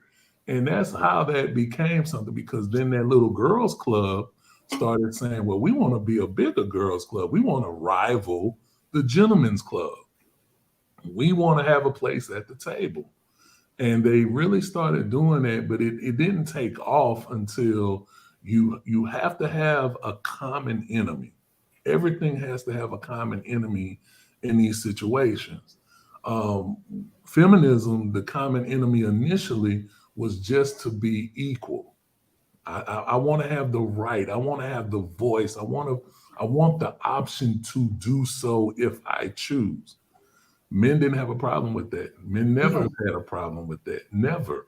Even in the Wild Wild West, we act like there wasn't female ranchers who had sprawling, successful businesses. Bar owners, all kinds of stuff. So, it's never been an issue. If you can get to the table all you want. The problem is when you get to a point that third and fourth wave feminism has done, which is say, hey, women deserve to be pedestalized. Women are the most important. Men are just servitude. Men are just resources. And guess what? You really don't even need a man if you don't have no money. Then what use is he? And the funny thing is all of this is protected by men. There is no part of society that's protected by a woman. Everything still requires a man. If something was to happen at your home, at your mother's home right now, you're at your mother's home right now, TSG. You're on vacation, kicking it at your mom's home. Something happened at your mom's home. Who handling it? Is she gonna say, hey, son, hey, uncut, stay upstairs. Mom about to pull out the double barrel. I'ma handle it. That's not gonna happen. I understand your point. I'm saying mass. I'm not anecdotally. I'm just saying. But I'm saying my mom. Well, we know New Orleans women. We know the New Orleans women situation. My people from Louisiana too. Yeah. I'm saying not anecdotal, but we talk about it mass. If a man is available, it is his role to be the protector. It's supposed to be the natural role. And it's supposed to be the natural role. Supposed to be. The thing is that we have gotten to a point where men are so confused, not confused because we choose to be confused. We're confused because if I even try to open the door for you, it might be an issue. If I come up to you and say hello, it might be an issue. If I look your way, I'm gonna be called a creep. I can't even look your way. Look, when I go grocery shopping, I don't look at women. I really don't. I stay focused on my list. I have blinders on my head like I'm a horse in the jockey race. You know what I'm saying? I got the blinders on. I don't play the game anymore. I'm cordial to anybody that speaks to me, but I'm not going to look. I'm not even going to assist. I'm gonna keep my head on a swivel and keep moving, because we've gotten to a point where you have y'all seen those videos of the prank people, of the women who set up the camera and try to do something to catch a man and say, oh, he's a creep, all those videos coming out, and they're doing it in Target, they're doing it in the grocery store, they're doing it in the gym. So they're doing it at Lowe's and stuff. So all of these videos, it makes it uncomfortable as a man to even you see somebody struggling and you may want to assist them, but you don't even know if you're gonna be caught on a video at the wrong angle. See what I'm saying? And I'm gonna tell you like this: I got caught on a video where I was at the grocery store and I was on somebody's prank thing. They played with my ear, and I didn't, and I was like thinking it was a fly, right? And I didn't see the video. It was a friend who saw it and was like, "That's you, dude. Man, you look silly." And it was I said, see, that's not cool. Because I said, had I caught the dude, it really would have went out bad, because I'd have been like, bro, why are you touching me? Why are you in my space? Right. But, he was, I didn't catch him, but it was on video. So I'm very cognizant now when I go out anywhere in my own video, somebody trying to catch me at a wrong angle, somebody trying to play. And that's not the way I want to walk through life. No. We've gotten to that point in this realm. And that plays a lot into your title about modern women ruining dating, because we've been put on pins and needles. Can you? You had a gentleman in here, Bruce Rain, talking about complimenting a dog must have got him into something. That's what I'm talking about. Like, just simple things of being cordial. You can't even do that anymore. No. Listen, I just so before the live stream today, I went and did laundry, right? So my mother has a washer here, but she doesn't have the dryer, right? So I usually go to the laundromat. So I went to the laundromat and it started pouring down raining. And this girl comes over and she's asking around for people to help her jump her car, right? And no lie, I saw so many dudes kind of just. I saw that there was a dude in a car with his boy just sitting there playing his bass, and she asked, "Hey, can I get a jump?" And they were just like, "Nope." It was just the one dude in the truck. He had a truck, right? Usually, dudes in truck are like, "Yeah, I'll help you out." Right. And she was like, "Oh, he don't seem to speak any English." And I was about to say, "Well, I go over there and speak to him in Spanish," but then I was just like, "That dude purposely didn't want to get involved." And I realized that. And she asked me to help her car. I was like, "Man, I'm lifted." You know what I mean? I'm like, I'm in lift. But to your point, that's the underlying thing is that's what, but see, isn't that what they say they wanted? Because they don't need men. They don't require, and it's like, it's so much. And I'm not even lying. That literally happened tonight. Real quick, let me read this. T-Mac says, facts. Women want to be in charge, but haven't thought about the other responsibilities men naturally accept. And that's kind of to what you were saying about hey, if something happens, I do know I'm going to go protect this house. This is my mom and my sister that's here. You know what I mean? Like, this is what I'm going to do. I have no choice. I don't even look at it. I wouldn't even think twice about it. Right. Wouldn't even think twice about it. Now I'd have to hold my mom back, but that's a whole nother story. You know what I mean? That's something showing problems. Mom, just let me take care of it. I'm a grown man. I'm a real boy now. But what T-Mac says that is so that, like they've been taking polls. I saw this on one of the debates with Jordan Peterson. They always try to bring it to him. But one of the things they took a poll on, it showed that women don't even like to have female bosses. Even women don't want female bosses because they basically say female bosses kind of abuse their power, especially if they have female employees. And I've actually seen that firsthand in my part of my corporate life. Right. I've seen that, up close and personal. And much like you, I'm gonna say it goes both ways. I've had male bosses.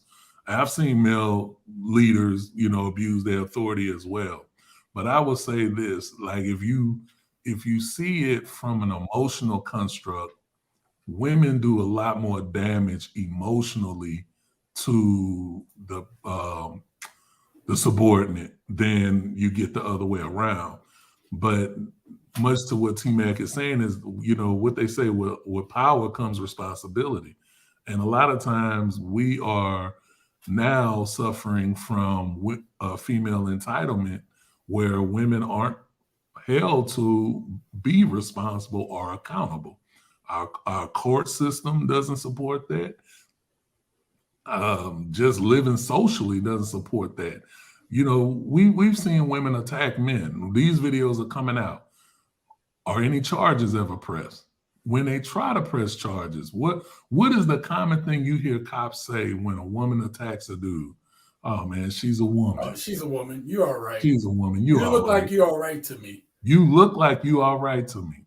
Mm-hmm. Kevin Hart has a joke. I'm sorry, say that again? No, I'm about to say I know because I've definitely experienced that before. Like, you look like you're all right. Like, are you serious? Are you serious, dude? Yeah. Because if I had hit her with the full force of my might, I'd be in jail. It wouldn't even take your full force. It's no, just it wouldn't. The fact that you did it.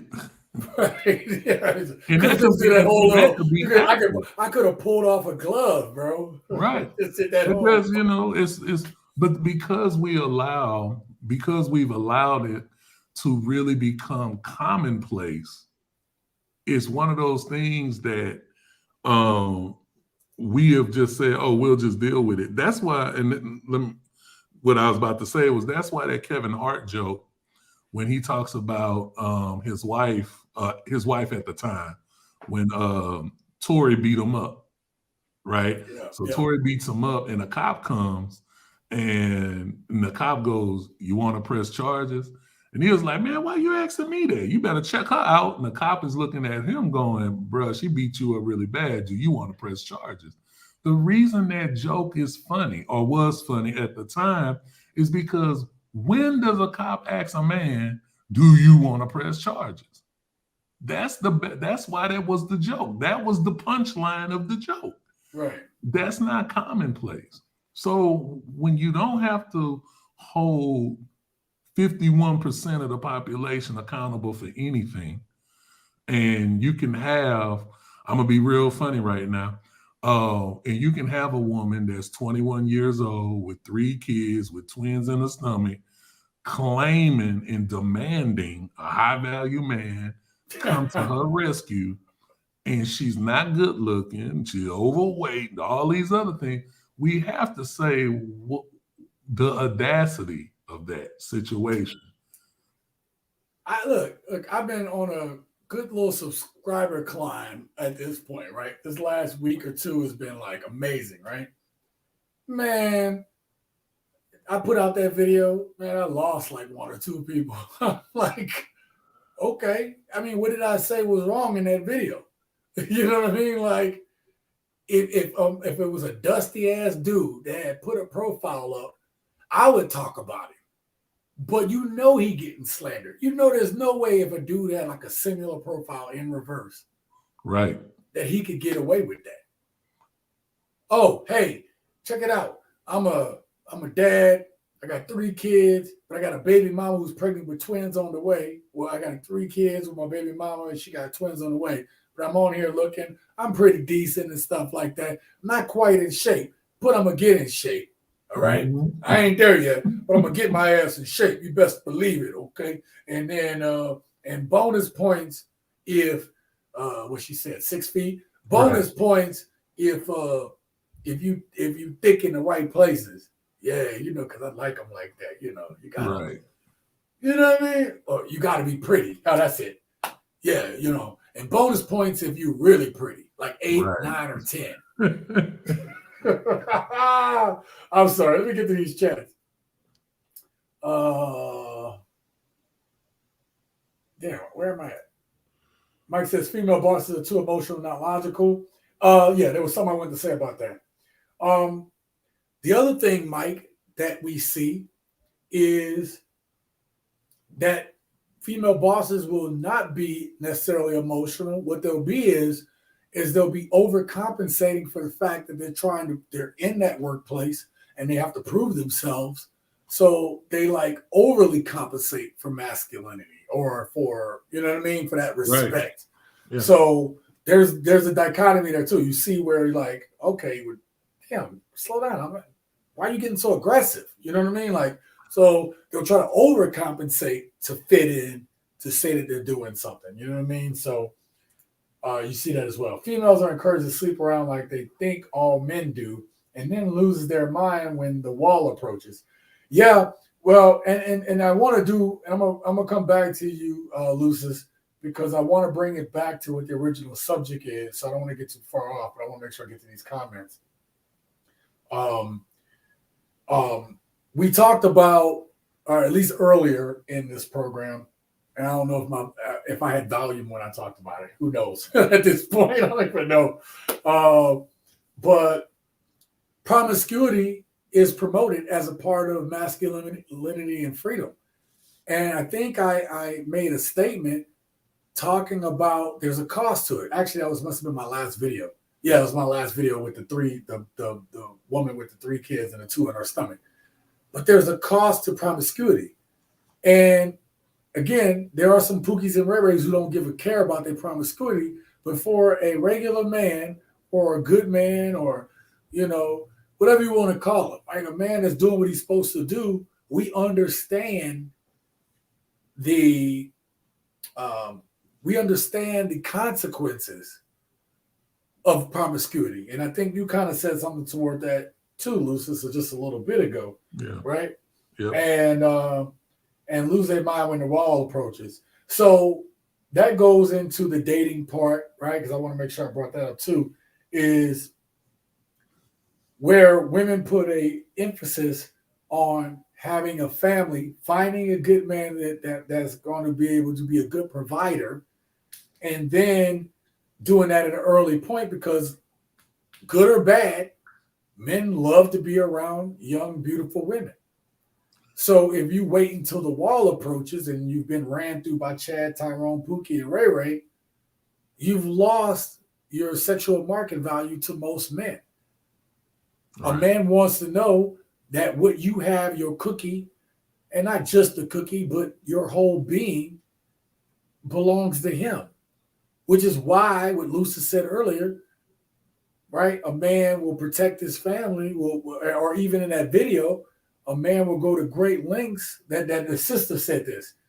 A man will go to great lengths to protect his family if he feels his family is worth it.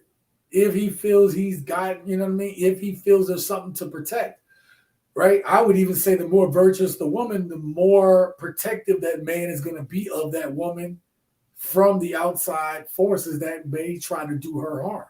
You know what I mean? That's historical. That's historical. The more virtuoso the woman, the more protected she is. Those women have always been the pinnacle of femininity. That's why, you know, this yeah, I'm glad you pulled this one up, because it went right along with what we were just talking about. Yeah, exactly. Because when I read this, I said, T-Mac, this is exactly what's the problem right now. Because we have not, when I say we, I'm just talking about us in this society of living. Yeah. We've allowed women to really just start racking up these bodies, and they come around and they go, well, what does it matter? I slept with 20 guys. What does it matter? I slept with 30 guys. It doesn't matter. You sleeping around. And it's like, men and women are different, because it's that whole joke about the key, the key in a lock. Yes. What do you call a master, a master key? A good key. What do you call a lock that has many keys? A shitty lock, and that's a part of the joke. So YouTube, don't take that out the algorithm. It's the joke. But that's that whole process, is we are different. There's a hormone that women secrete during intercourse. And it's a bonding hormone. Oxytocin, yeah. Yes, it's a bonding agent. So you got to imagine, if a woman naturally has a bonding agent that's a part of a certain activity, the more she does that with different people means that her bonding agent is going to be weak. They've already showed a statistic that basically a woman who's had over 5 bodies when it comes to marriage, has a 70% divorce rate. And the number goes up exponentially with each body after 5. We're just talking 5. Do we understand what that means right now? When you talk about the average college girl is leaving with more than is leaving with double 10, exactly. So 10 or more. What is that really telling you? Because it really goes in line with the divorce rate. People, we really need to take the number, because think about it. Once these boomers leave the market, through God's grace, the number of the divorce rate is going to go up. Right now, the only reason the divorce rate is at 51-52% and looks decent is because the boomers exist. Once the boomers are not here, that number is going to skyrocket. Right. Because right now the average Black marriage is less than 5 years. So when you look at the numbers, you look at the data and the statistics, is not good. And it's not good because we've allowed women to really be out here running rampant. And I do, understand that. This is why I'm not judging women, because I understand the environment and the social constructs have added and aided them in their upbringing.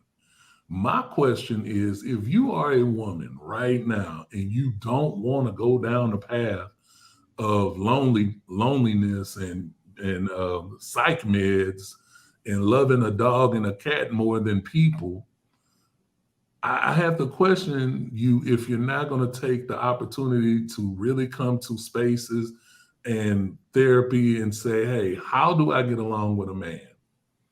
You know, I know that it hurts when I hear a man tell me what to do, but I do understand that men that are your husband are going to tell you what to do at some point. There's going to be a directive. Hey, don't do that. Hey, could you do this? And if you really can't listen to a man tell you something to do, guess what? A man that you disrespect in any form or fashion, he doesn't feel the need to care for you. Right. You know, care for a man to care is built on respect. It's not built on love. Women's relationships are built on love. Men's relationships are built on respect. The more the man feels respected at his home, from his wife to his children, the more he does for that home. Right. That's how it goes. But the least you do, you get a broken man, you get a shattered man, you get a man with no backbone. So, you know, and well, to that point, real quick, you just said you really just brought, because I couldn't remember what I was thinking about, and then you just talked about the man with no backbone, and that brought it right back to me. The thing about it is, it's like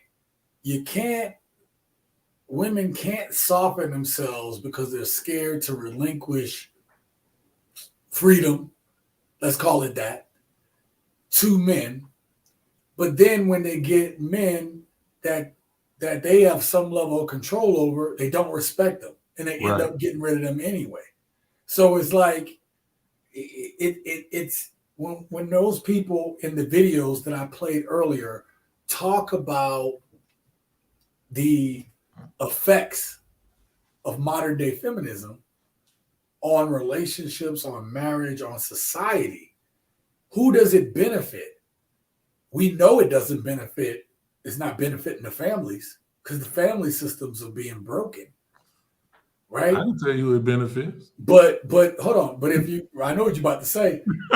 I know what you're about to say, because as soon as that bond of matrimony is broken, a number of things go into place. You know, you're talking about now you're in the child support system. You're talking about now the government gets a piece of that, the divorce, right? The lawyers get paid, the judges get paid. You know, there's a lot of money in, okay, get married. But we know society is so rigged. There's a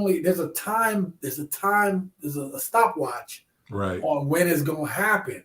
So they're going to get paid regardless, right? Yeah. There's also a incentive for these dissolution of marriage and relationships, because the kids are going to be affected. And kids that are in those situations are more likely to be troubled. Troubled kids are more likely to be indoctrinated into the system. And once they're indoctrinated into the system, the prison industrial complex is a very lucrative business. Right. So who does it benefit for women to be hardened toward men? Like, you don't want the good guys because, they're too good. Mm-hmm. Right? And then you go to the bad guys and they break your heart. And then you're like, all men are dogs. Well, what about that good dude that you turned down? Like, it's a snake eating its tail right now. And they don't see it. I think some women are seeing it. Even some women that profess to not want to relent to the fact that with how they're living is really not conducive to their happiness, right? The thing that is very strange in all of this is that the people that's going to get hurt the most, and we're talking about the most, that's THEE, the most, is going to be the children. Yeah. The second group that's going to be hurt is the women. And And that's because and I'm not even having to tell you something from a projection standpoint. You can look at Korea, parts of China, parts of Africa that are already going through this. Why are they going through this? Because there's too many single women in the age group between 35 and 60. That group is not supposed to be the largest group of women single. The largest group of single women is supposed to be 35 and below. The young ones, yeah.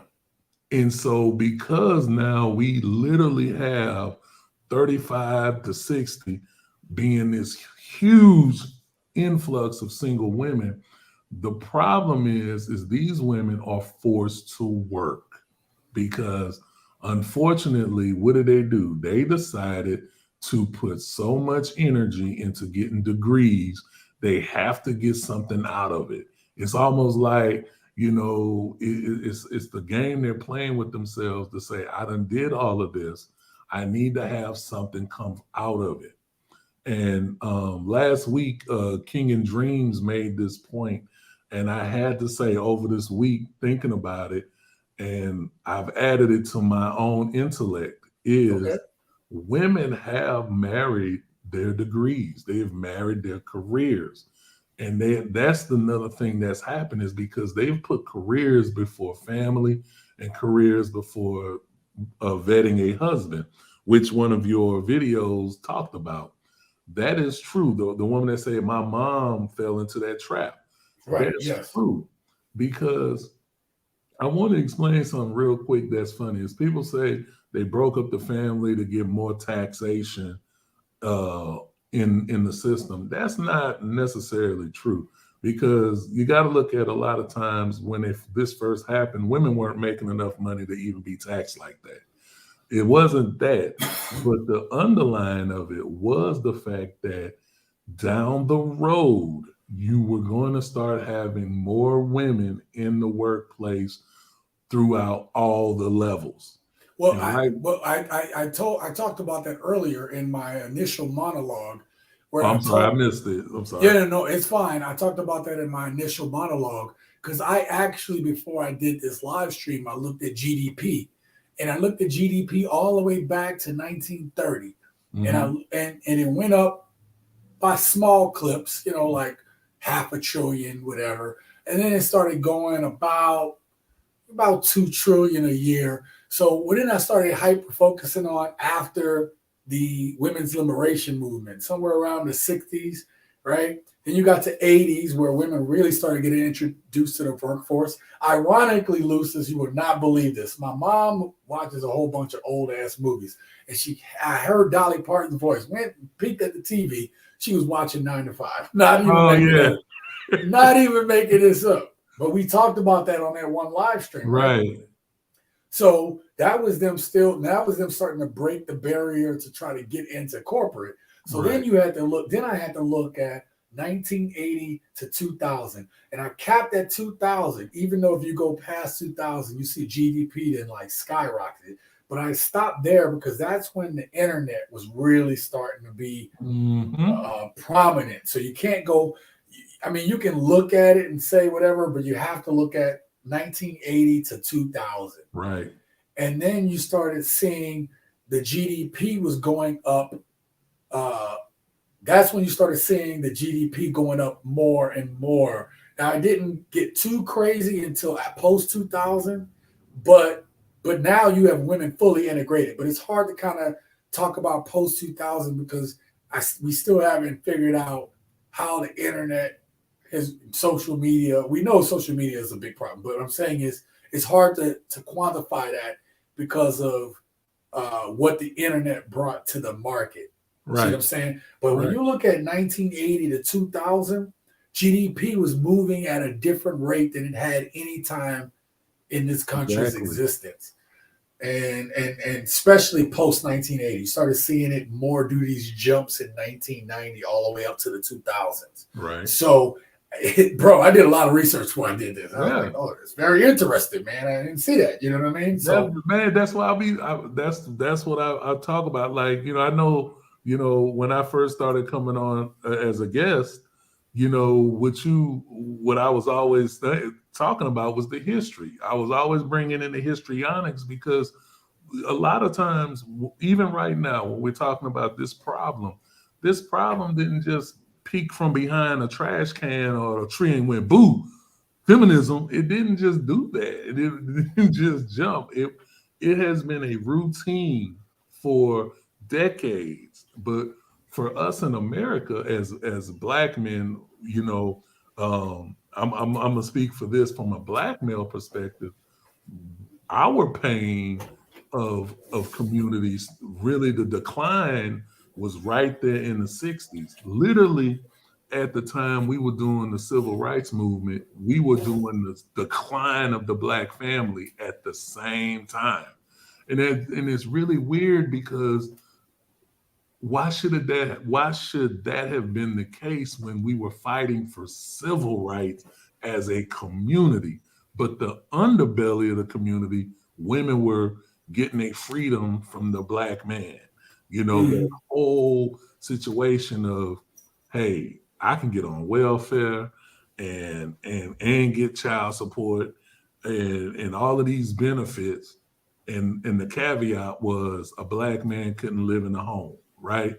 And when you see that and you extrapolate all of the aspects that went against men overall, but Black men in particular, that went through the 70s and 80s, we then saw in the 90s the whole caveat of when you had Oprah had been so popular, and her after effect was she was wealthy enough and she was media savvy and had all of these fingerprints all over the Black male image, right? And she just used up, and I'm not gonna be personal with her, but I gotta say that, for a woman that's been a side chick for Stedman for 50 years, you at least had a dude. I don't think you needed to make men look so bad, Right. I'm being funny, but I'm just saying, But I think part of that, Lucis, with what you just said, with she had the money, she still had the side dude, okay? And she accepted him because that's probably all she could do at that high of a level. Not to knock Stedman on that, but you have to knock him. He didn't have her money. He ain't got Oprah money. That's God money. You know what I mean? Like, but even with that, part of that is before it really became hers, she had people to answer to, and now it's like certain people that just bash like Passport Brothers, like. Oh, I'm doing it because it gets me clicks, right? She got popular that way. Those shows all got popular because it was easy, right, to bash on the men. It got clicks. That them women were home every day, able to watch those shows, right? So that's nothing. You have to go to who. That was a good segue. I like that because there's truth. Which goes back to nothing is new. The way the Passport Bros are getting attacked. First of all, I understand. I fully understand the women who are attacking because they don't want these men to leave. They want to hold on to the fact that one of these guys is going to save them.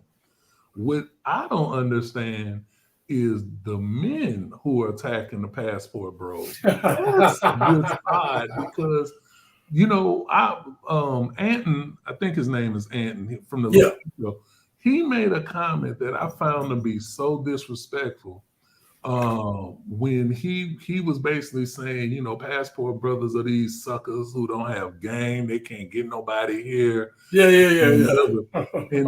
then in the second part of his commentary, which the guest she made some points, like she was making some very good points. She did. To the contrary, you saw her face, right? She was like, I'm gonna have to she didn't agree with some of the stuff he was saying. But then in that second breath, he gonna say, Well, I don't really know about traveling abroad. I ain't really done that, this and that and the other. I've been married all of this time, so I don't have no need for that. But it's so funny for a dude that's been married, you haven't traveled like that, to condemn these guys for being low class, suckers, no game, weak. And it's just like, just because the option worked for you and you was able to find you a black woman to marry here and it's worked out for you, that is not the case for most black men right now. That's just not it. And the thing is that, you know, there's a finite market in the United States. It's a finite market. But you know what's not finite, which is infinite, is passport. Yeah. That's the option. And I'm not here to begrudge anybody for making the best option for themselves. I watch Zoom to Thailand all the time, you know, like, not all the time. Let me not lie and say that. I watch him enough that I like the message he's sending. He's like, hey, this is how it is over here. He tells you the bad stuff over there. He said, hey, you come over here, these people are game, these women are game you over here too, you know, but they'll at least do it with some femininity and a smile. Right. Men are simple creatures. We gotta stop acting like men are so complicated. Men are not complicated. No, you can go from most guy to guy, and between most guy to guys are what we size, shape, color, all that stuff might be a little different, but the core of what we look for, if we're serious, is all the same. Right. Whereas if you go from woman to woman, it can switch, it can change. Well, of course, because emotionally she grew up loving Brad Pitt, but in her face she's never had a Brad Pitt type man, and thusly her emotional construct is based probably on her dad or granddad and this and that and the other. That's the funny thing about women. Men, because one of the things I used to laugh about with Kevin Samuels was when women used to do the whole "yo mama black" thing. I never understand why women say that. You know what I'm saying? Because you know what? I love my mama, but I'm not attracted to her physically, so it don't really matter if my mama black. You know what I'm saying? Yeah. I'm not looking for a woman that's my mama. But they think we are, though. They think we are. Right. Which is so funny because I'm like, that doesn't really matter. And that's why men don't have a problem going outside the race. But when they polled black men, right, what was the predominant thing? Black men want black women. That's the predominant thing. Of course. But if you can't get a black woman that fits inside the box you want, you provide in this type of box, you want this type of woman, and a black woman don't fit, what is the man supposed to do if he truly wants to have companionship or he wants a family? Right. He has to have the same options. You know, he has to have something to do, especially if he's productive. I think that what we're seeing right now is men just responding to the market. And I meant to make a video about this a long time ago, but if you look at what's going on, right, let's just say your average guy is finding it hard to date, which we know that's a fact, right? The statistics bear that out to say your average guy is the bottom 70% are fighting for the lower 20% of women. Right. Right. So your average guy is I just lost my point. You have your average guy who's fighting to get a place at the table just to find a woman right now, with 80% of the women looking at the top 20% of dudes. So what option does that man have? That man's option is like, okay, well, I could stay here and keep trying to shoot my shot. And then I grow old and I don't find a woman to settle down with, leave a legacy. Right. Or I can look elsewhere. If I can't find it here where I'm at, right? And I've lived in 7 states. I've lived in every corner of this country except the Southwest. And I guess I lived in Vegas, so I was close enough, right? but I've been to the Southwest, but I've lived in every other corner of the country. New York, I've lived in Seattle, I've lived in Orlando. Like, I've literally been everywhere through this country, right? 40 of the 50 states I've been to. I've lived in 5 cross-country road trips. I have seen people, and the problem is exactly the same no matter which one of these states you go to. And there was a comment that I got that I responded to today, and me and this dude went back and forth. You guys should check it out. But one of the comments was, the dude said, well, if passport bros, first he asked, what's a passport bro? And I said, well, it's a guy that where travel is a lifestyle, where he's open to new cultures and possibilities, right? Nowhere in there did I say he was looking for a woman. That's just the cherry in the bonus. Right. But he was in, like, his last point was, well, if men are looking for this culture, then why can't they just go to so-and-so place, and there you have these people, this one, that. And I said, listen, at the end of the day, they're westernized too, right? Even if you go to the remotes, he's like, well, why don't men just go to these remote places so they don't have to be around this stuff? I said, it's because men don't necessarily want to be isolated either. They don't want to go to some remote place to have to be able to live their lives. They want to socialize. They want a family and culture. But here, there's no real culture. Even people that have culture, there's still Americanism and Westernism that has been seeped into their culture. If you go to the place they're originally from, they roll differently. Right. So why would people stay here? I said, listen, at the end of the day, why begrudge a man for getting outside? I said, nobody does that to any other group other than black men. Every other person can travel. Yes, exactly. And you never hear a goddamn thing. The world over. It's only certain times you may get certain factions of royal families that belong to certain European and Asian That's right. Families that may have an issue here or there.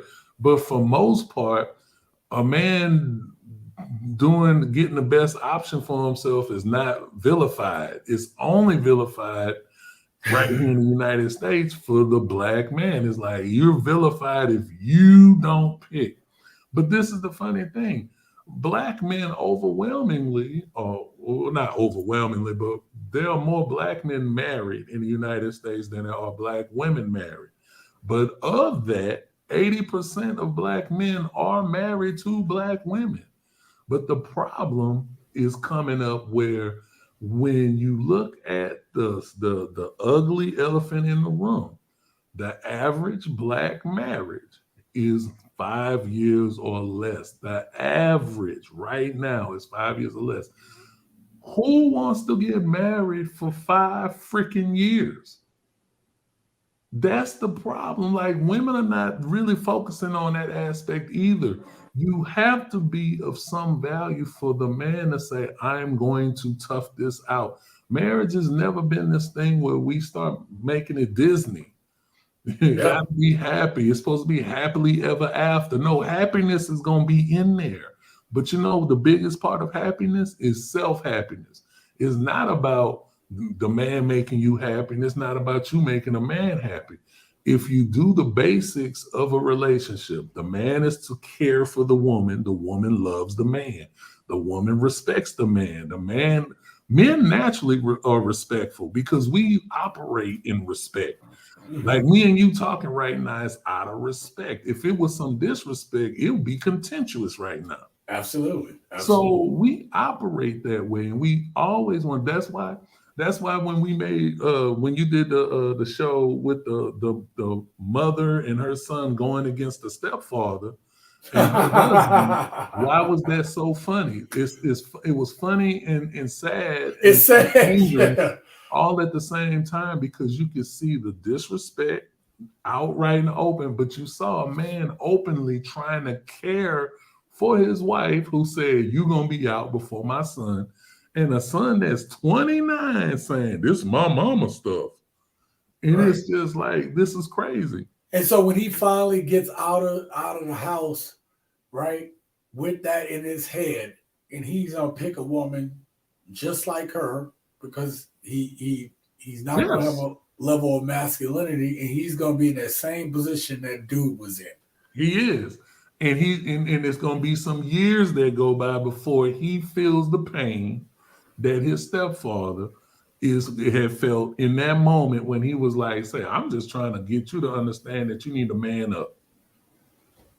And I can't even tell you that because so it becomes that thing that we do as a society have to get back to valuing what marriage is.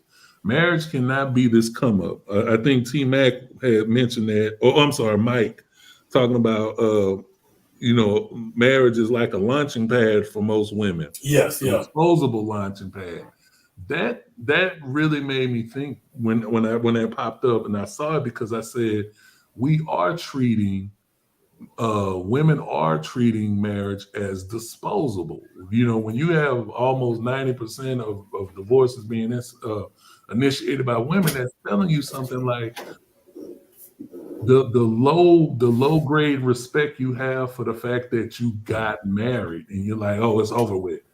And it's like, okay, but what's better for you? Because this whole Prince Charming situation, we clearly see it's not out there anymore. Right. It never existed. It was just it was something that Disney did that was fun at the time or whatever. I mean, I'm not going to, belabor the conspiracy theories of all of that stuff, but I will say that it's interesting that we have grown women acting like I'm supposed to get that. Like the young lady at the end, the last video you sent, the last video you played, she was speaking a lot of facts, but the last sentence of her rant that I had to disagree with it when she said, "We deserve more." No, ma'am, you don't deserve anything you don't put something into. Right. You need to Right, find yes. those men you talking about, because I agree with everything she said, but you can't say you deserve something that you openly show disdain for. And one of my comments is, women talk bad about men, you won't get one. Right. I think that last part too, where you said about about respect, because we always talk about respect is earned, not just given. And I think what we're starting to see is women wanting to respect without having earned it. Right. It's like, I'm a woman. You're supposed to just all men are supposed to just treat us this way because of the whatever. And it's like, no, because in the way we know it to be is like, as a man, you have to earn respect from other men. You can't just walk in and just think you're supposed to get it, right? Yep. There's no respecter of person. Anyway, let me ask you a question then. Let me ask you another question, because I want to bring it back and bring it home. Actually, let me get to some of these comments, because T-Mac and Mike been cooking in here. They've been cooking. So hold on, let me go back up. Because I don't want to miss this one. T-Mac says, preach, Lucis. My ex-wife is the poster child of a woman marrying her career. She didn't need a spouse. She already had one. Damn, T-Mac, sorry to hit her, bro. And then he said, facts, TSG, daytime television was planting seeds for housewives. Yes, it was. Right. I had a good example, and I was going to bring it back to one of the shows we watched back in the day, Martin. There was some aspect about Martin I was going to go on and say, I really wish I had that point, because it was like something we didn't even notice watching the show Martin. He was a simp. Yeah, he did. It was low key. They did it in a funny way. They did it. It was low key. Yeah, no, Gina was wearing them pants for sure. Think about it. She was the career woman. She had a corporate job, and Martin had the clowny radio personality. But he had a job. But remember, his job didn't pay as much as Gina's job. True. See, so right, yeah. So we was already getting indoctrinated into that one right there. Yeah, that's a good one. All right. I already read that. T-Mac says the Willie Lynch syndrome. Their first response is to pull other bros down. Yeah, we talked about we looked at that. Most men are a launching pad. That's that statement you talked about. Right. So there's a comment I want to say about what Mike just said in there. And Mike, it was that we see that there's a group of women or a number of women today that will get with a man, but if another man comes along that has more resources, she'll launch off to that dude. Leave Monkey her branching. Monkey branching. Thank you. I could not think of that goddamn term. T-Mac says, facts, Mike. We're living amidst a transition of power in the West. That's been going on for a while. And then, damn right, with power comes responsibility that 99% of women do not want to face. Absolutely. It's like, here's the thing.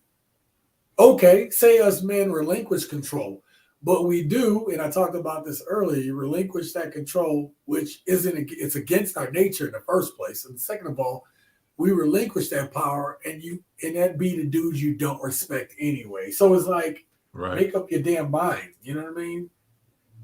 Women are all over the matrix of touting the overthrow of heterosexual male leadership. You know, that's and what it's Jordan like Peterson was talking about. Jordan Peterson was talking about that very aspect. Well, he's one of many men talking about that aspect. But I like the way he kind of gives you the educated the brain work of how that is working. But that's actually what's happening is it's a problem if you're a heterosexual man. See, they're not bothering the alphabet men at all. Matter of fact, they're promoting it. The alphabet men are actually the cheerleaders too. Right. You know how many videos I came across with them dudes cheerleading? But you got to think about it. Why is that? Because they want to be in style. They want to be the majority. But unfortunately, the majority of men are heterosexual. Right. And then that's the thing. So the thing they're doing is you trying to emasculate men or make men softer by making men funnel their life through emotions.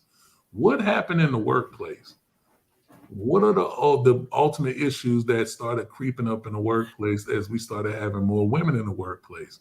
You started having an overflow of emotions in your workplace. So when men used to go to work, they used to just go to work. You know, you might talk sports or whatever. It was a very basic time, even going back to 70, 80 years ago, you still had that same kind of, attitude of men just going to work and just going to work. As women have become almost 50% of the workforce, what do we have now? We have way more HR problems. We have way more benefits packages. What is crippling a lot of businesses? These benefits packages. And who is the benefits packages really for? Women. So you gotta look at when you look at the whole construct of all of this, it really just shows you that there's not a good balance right now. There is a pro-woman or womanist ideology that is overwhelming in the United States or any westernized belief system. And the thing is that we do see the underbelly of that. Women are overly stressed. Women don't want to wear the pants. But at the same time, they say they don't want to wear the pants and they overly stressed. They don't want the man to lead and be in that position. So it's really the catch-22. And we've come back to that point a couple times tonight, man. Hold on, I got to get to a couple of these comments because this is comical. This is downright comical. Jerome, my boy Jerome, come in. Hey, thanks for making it through, bro. I appreciate you, man. Me and Jerome grew up together. One thing Martin did showed that every cast member had a job. T-Mac said Tommy didn't have a job, bro.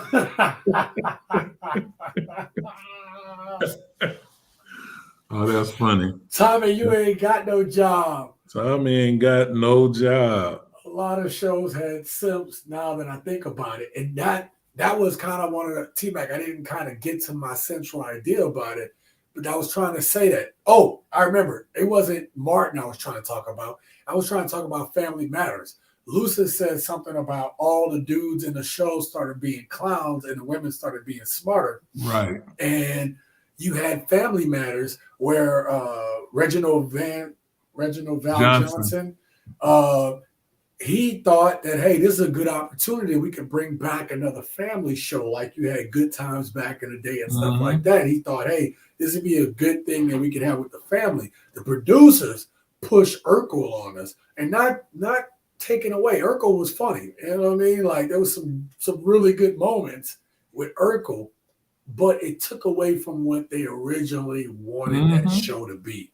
Right? Gave us a clown, and we missed the message about family. I mean, literally, Judy just disappeared.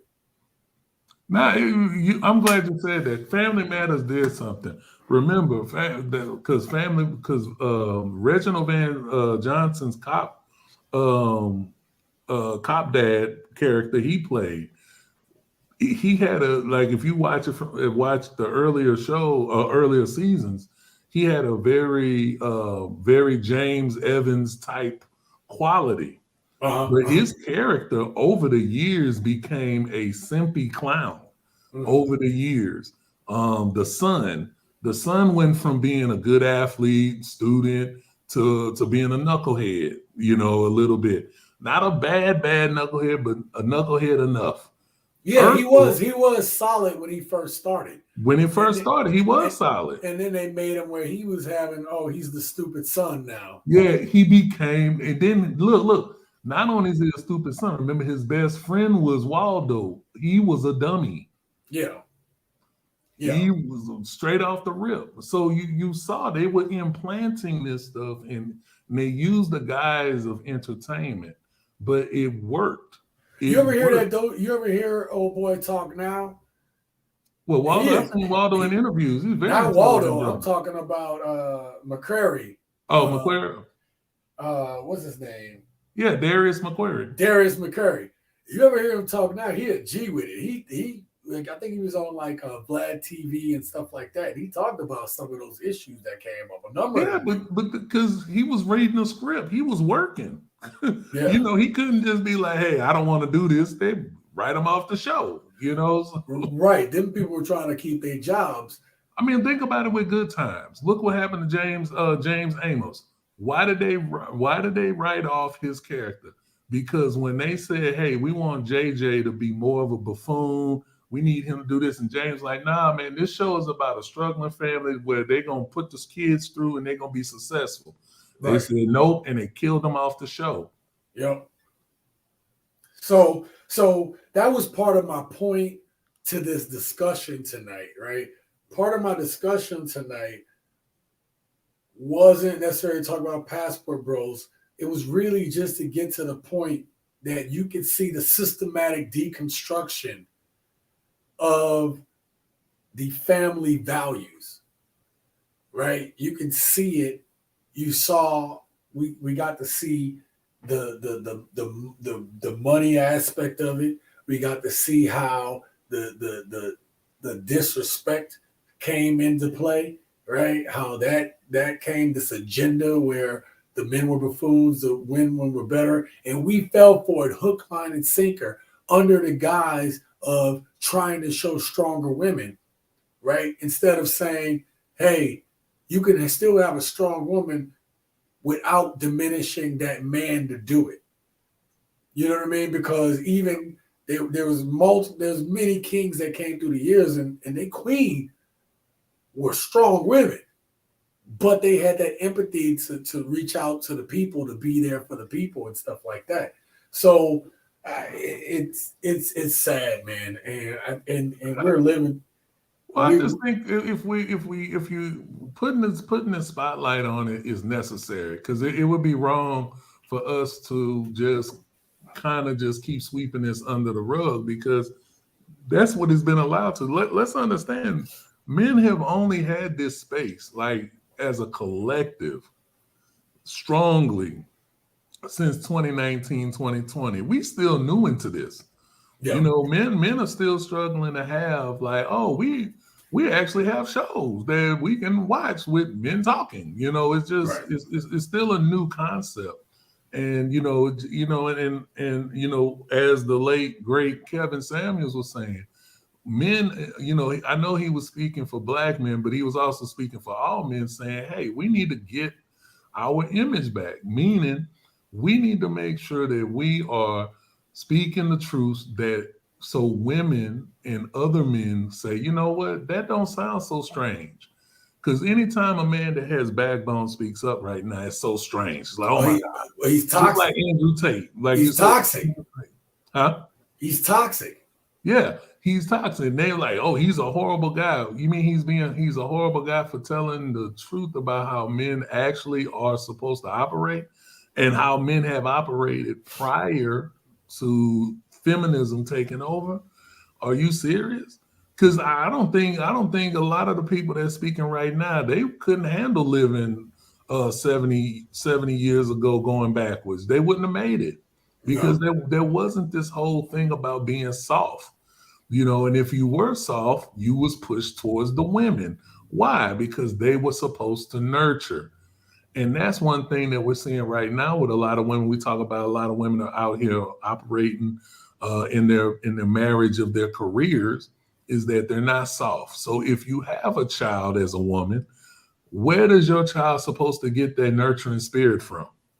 Right. Where they get it? Because they're gonna come home and they're gonna get treated however, because the mother is overstressed and operating in mostly in masculinity. I can't even think that most modern women are even born into femininity anymore, because it's just not something that is being heralded. That's why these women that are doing these videos getting attacked, just like the lady at the end, I thought was very funny, the Australian. Yeah. She said it. She said, shoot, go look at them comments and see who really tearing women down. It's women. Right. And so that video and that the second of the first woman, right? She talked about how, like, hey, I posted this video about all this stuff. And then, yes, I had some overwhelmingly good comments, but it was a lot of haters coming at her, right? And believe it or not, a lot of those were women. Came at her for speaking the truth. Hey, just take a look at this. Remember that video I just did? I did a video. Hold on real quick. I want to make sure I have another video I'm about to bring up. I want to show. I was going to do this for another video, but I'm going to bring it up tonight. I want to show you what dudes, I want to show y'all what dudes are going through nowadays, right? The kind of men that we have. Now, this man that I'm about to bring up on this next clip, this dude right here is what I would call an average dude. But this dude is struggling to find somebody. All I want y'all to do to pay attention to is this dude, where he's at. This is the average dude, okay? Just look at him as just being the average guy. Look at his mannerisms. Just look how he is. I'm not saying he has any weird mannerisms, but I'm saying this is an average dude. And they are struggling to find people. I'm about to bring this clip up real quick. All right. And I think because I have my headphones plugged in, I should be able to play this, and we should all be able to hear it. Did you just hear that? Yep. Do you know, bruh? I forgot he even said that.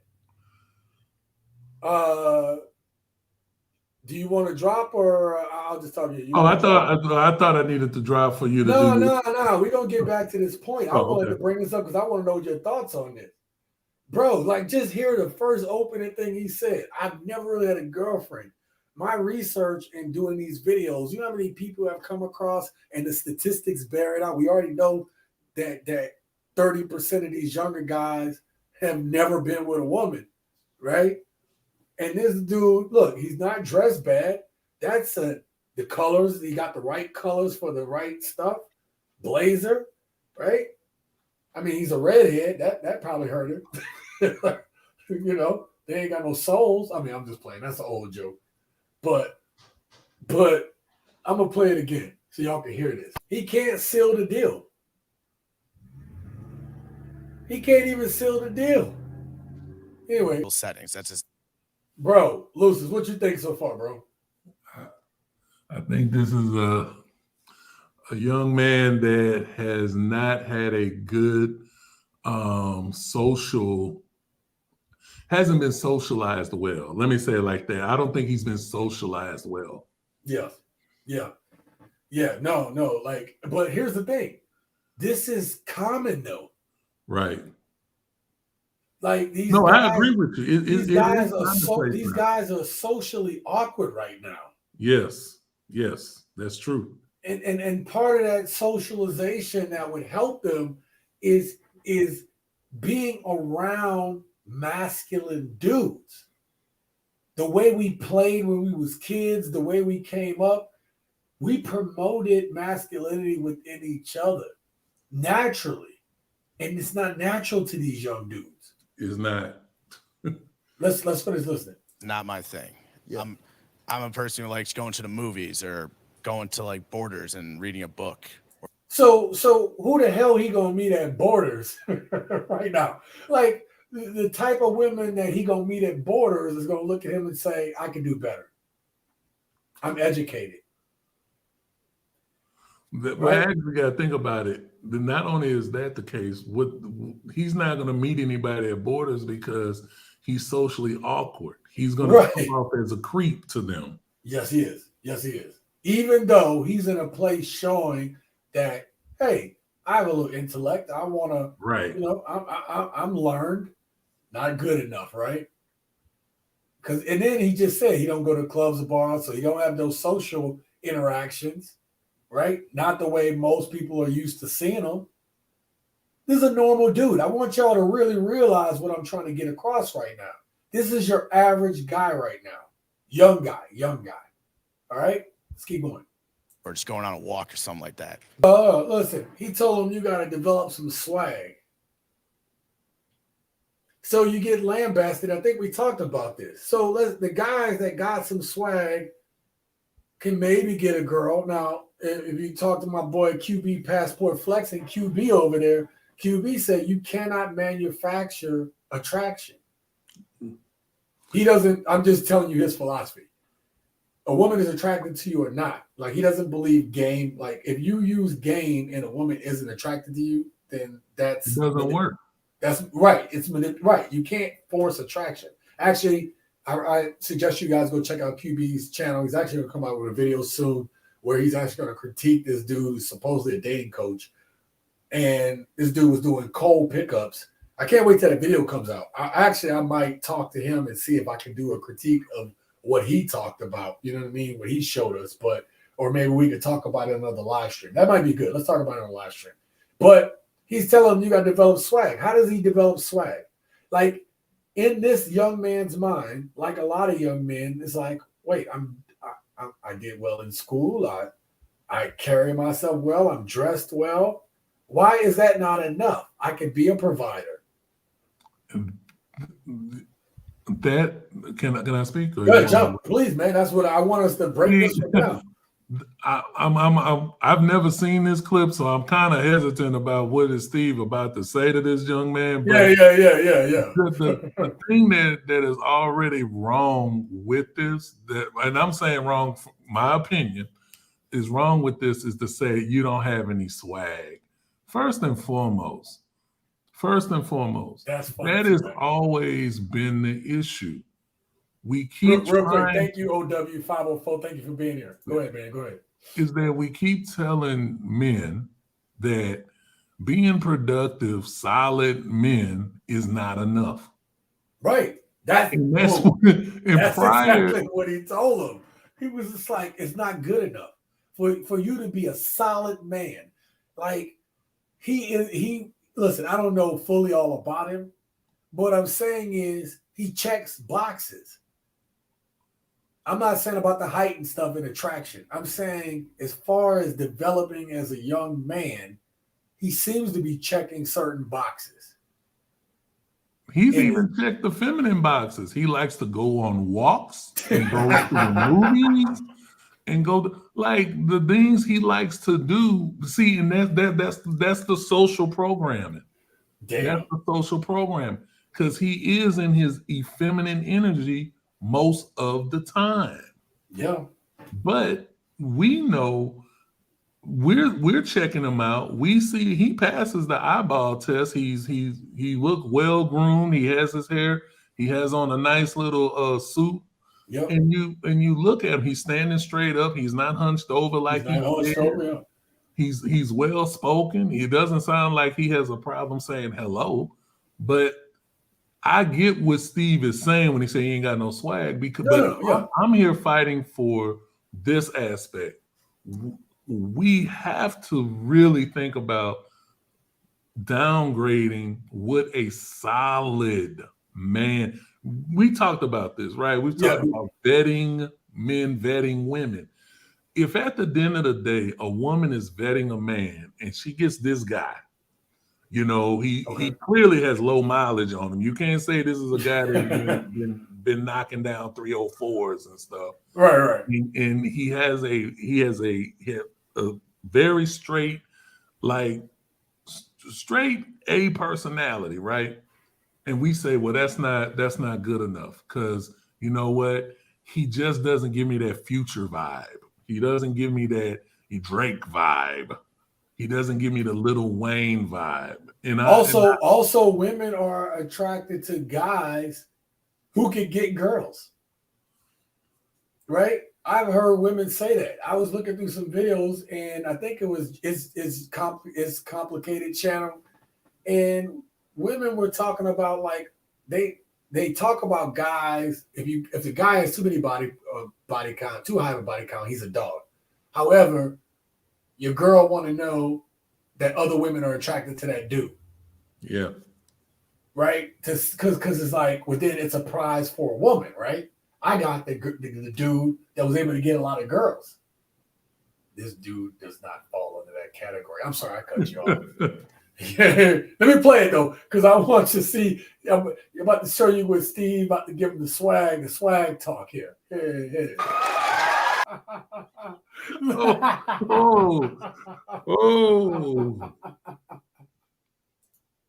Oh, shit. I'm sorry. Oh, shit. T-Mac said this is a skit. Loses his hand on his head.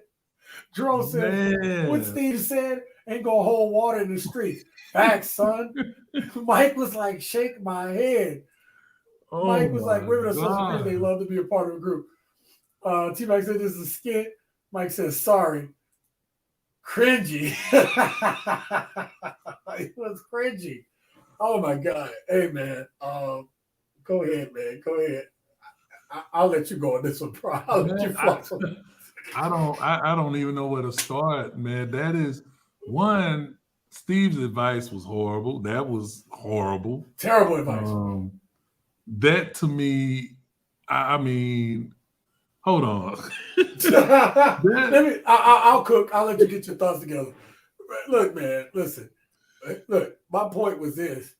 They laughing because they watch it in real time. But again, when I look at this, I got to give QB some credit, because you cannot manufacture attraction. Steve is saying you just go up to her and you hit her with that. If there's some level of attraction there, maybe going up to her might work. But if there is no level of attraction, I don't care what the hell he's saying, how you roll over there.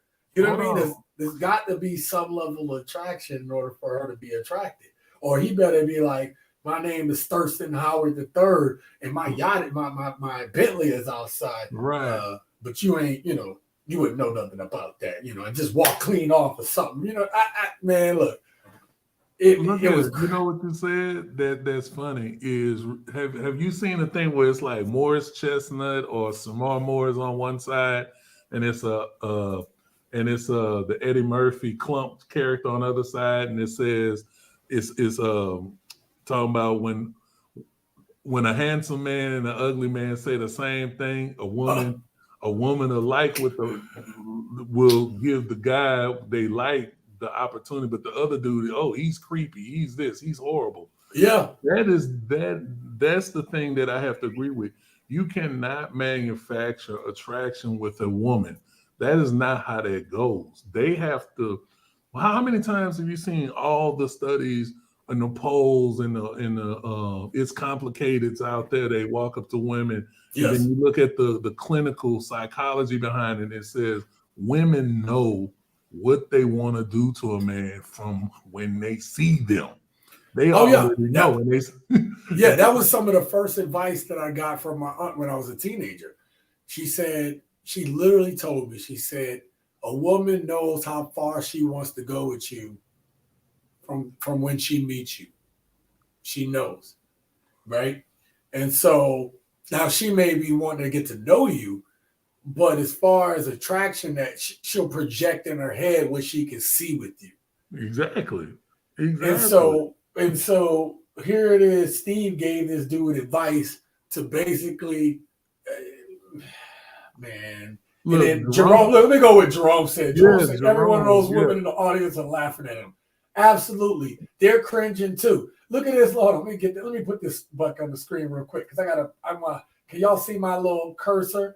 Look at this lady right here grabbing her face. That's a cringe move. This black lady right here, cringe move. This one laughing at this one from cringing. They all shriek. Look at his face. That's cringe face. Look at the end. Look at the one at the very end with the face cut off a little bit to your right. To my right here? Yeah, look at her face. Her face is saying, "Oh my God, sorry." Like this is real time. Like you're saying, these people, this is what. But see, this is the thing men go through. Yes, we go through. Cause see, I forget what the young man's name is right now, but he would be walking back to his group, and they'd be like, "How'd it go?" He'd be like, "Oh, it didn't go well," you know. Right, yeah. But her friends would be doing this. Yes. Girl, and then they would do that whole, did you see him come over here? They'd be talking about that dude back. When the dudes look back over there, it's like, it didn't go well. You know what I mean? Like, they doing that face over there. They bent down and talking. Now, they'll do the bent down and talking too if you go over there and, you're a tall guy like myself, and you walk over there, hey, ladies, how y'all doing? Straight up, man. Then they'll do that still gather in, but they'll do that look back, right? You'll start seeing other social cues, right? You'll see that look over the shoulder, or that peek over, that stare back, but like with the eyes under, right? This guy doesn't know any social cues. None. Zero. Zilch. Mike says, TSG, have you seen that video, the female reporter Stacey Thompson interviewing Flex Lewis? Man, she was about to bust. Now I'm going to have to look that one up. Let me write that down on my pad. Stacey Thompson. I'm going to look it up after this. Thank you. Oh, Flex Lewis. Yeah, I went to Flex Lewis's gym. Me and one of my buddies, Body by Ian. Check out his channel. His channel is blowing up right now. And he goes to a bunch of gyms around the country. But we were in Flex Lewis's gym over in Las Vegas, man. It was such a nice gym. I actually have a video on that if you go down into, it was a few months ago. So check that out, guys. It was a nice gym. YouTube it. It's an eye-opener. Oh, I can't wait to see it, bro. And if I see something good, hey, just so y'all know, anybody who's watching the channel, let me put it back on me real quick. Anybody's watching the channel, if you guys have any video suggestions, something that you want, commentary broken down or anything like that, make sure you email me at thesensationalgent@gmail.com or send me a link to my IG, which is now TSG_uncut. Okay. Y'all send me stuff. I'll take a look at it. If it's worth putting it up on there, I'll make a video about it. I don't give a damn. Okay. Your boy will talk about it. I will make a video. Listen, I know I need to start making more videos that are following certain trends and stuff, double down on the things that are working. But I also, this channel is for you guys too. So like, if you guys got something y'all want me to put up, I'll put it up. You know what I mean? Like, I know my last couple of videos haven't done as well as I'd like to, but I thought those topics needed to be talked about. I thought the mother with the 3 kids and the 2 in her belly, even my mom came up here and said, damn, did that really happen? The other one where the woman, check out this video, where the woman talked about how she was always battling with her ex and she came to the realization that the kid is more important. And she talks, and I talk about how she made changes and stuff like that, and it made their relationship better. So I got to talk about these type of topics too, because we need to kind of, this library of videos that I make need to cover a little bit more than just talking about dating relationships all the time. Or if we're talking about it, we need to talk about all the aspects of it. You know what I mean? Like, so I'll take an L in terms of views to make sure that the library has good content in it. So if you guys got something, if this video pan out, I'll do a reaction video to that crap. I don't give a damn. You know what I mean? Damn, that was so cringy. I ain't gonna lie, I've been scared to go back to it. Before I do, send me the link. Send me a comment with that link in it. I want to do that show again. I so want to. I'll reference this one. I'll reference the cringy ass moments as much as I don't want to see them again. And we'll go ahead and we'll critique him on this dating show. If you guys can find it, send me that link either to my IG, TSG_uncut, or send it to my email, which is thesensationalgent@gmail.com. Please. I want to do that one, even though I'll have to go through that cringe again. Jesus. Look, Lucy, I know we making fun of it and we all cringed out. Like, I'm cringed out right now. I ain't gonna lie. But that's normal dudes. That's what normal dudes have to deal with. Those reactions that we talked about in the audience. I'm glad you was on here. I wanted to do a breakdown with you. And I think that this is what men have to deal with. It's like men are expected to be this hyper, like this masculine dude that's just sensitive enough so the girl feels comfortable making 6 figures, 6 feet, 6-pack. There's a show I did a long time ago before this channel really started blowing up. There was this woman that was actually on Steve's show, and she had this long ass list of requirements. Oh man, she had like 80 items on that list. I got that video. I got it. It was an unrealistic list. It was ridiculous. It was the most ridiculous list. Oh, I had that one. Did I finally delete it? Because that's crazy. I had that video for the longest period of time. But the only reason she even felt that she could get any of that was because she thought she was a successful businesswoman and she was refusing to settle. She was going to get her Prince Charming no matter what. Right. Okay. Since we're already here, I'm going to show y'all a different example, okay? Tell me what y'all think about this one. I was supposed to make a video about this one, but I really just really couldn't see how to fit it in a video because to me, it wasn't interesting enough. But yeah, man, that dude represents so many dudes in society right now that do not have the social, they don't have that social intelligence. You can call it intelligence, whatever. All right, this is from the show Ready to Love. Oh no, this is where it break her heart. Oh damn. Okay, damn. This actually might be a good video to bring up too. All right. Okay, you know what? I think I can make this one work. This ain't the video I want to show you guys, but this one gonna have to work because that is from the show Ready to Love. These girls got eliminated from the show, okay? And these dudes have to break it. Now, most girls aren't used to rejection, okay? So us men have to go through rejection all the time, right? In order to talk to a woman, you're going to have to crack some eggs. You're going to have to get some eggs cracked in order to make that omelet, right? So right here, we're going to come to this show. And I can't use this clip, so I might as well play it here. I'm going to show you a difference, right? So that dude was awkward. But now these dudes have to break these women's heart. Backstory. Dave was having a real hard time with having to tell these women that they got to go because they didn't think they were bad women, okay? They didn't think they were bad women. They just didn't meet that quality of, I'm trying to find a wife on this show. And these women took it, well, you'll see. Stop real quick. Y'all don't know the backstory, but when he went on that date with her, she was all playful and goofy and stuff. This dude is a business owner, okay?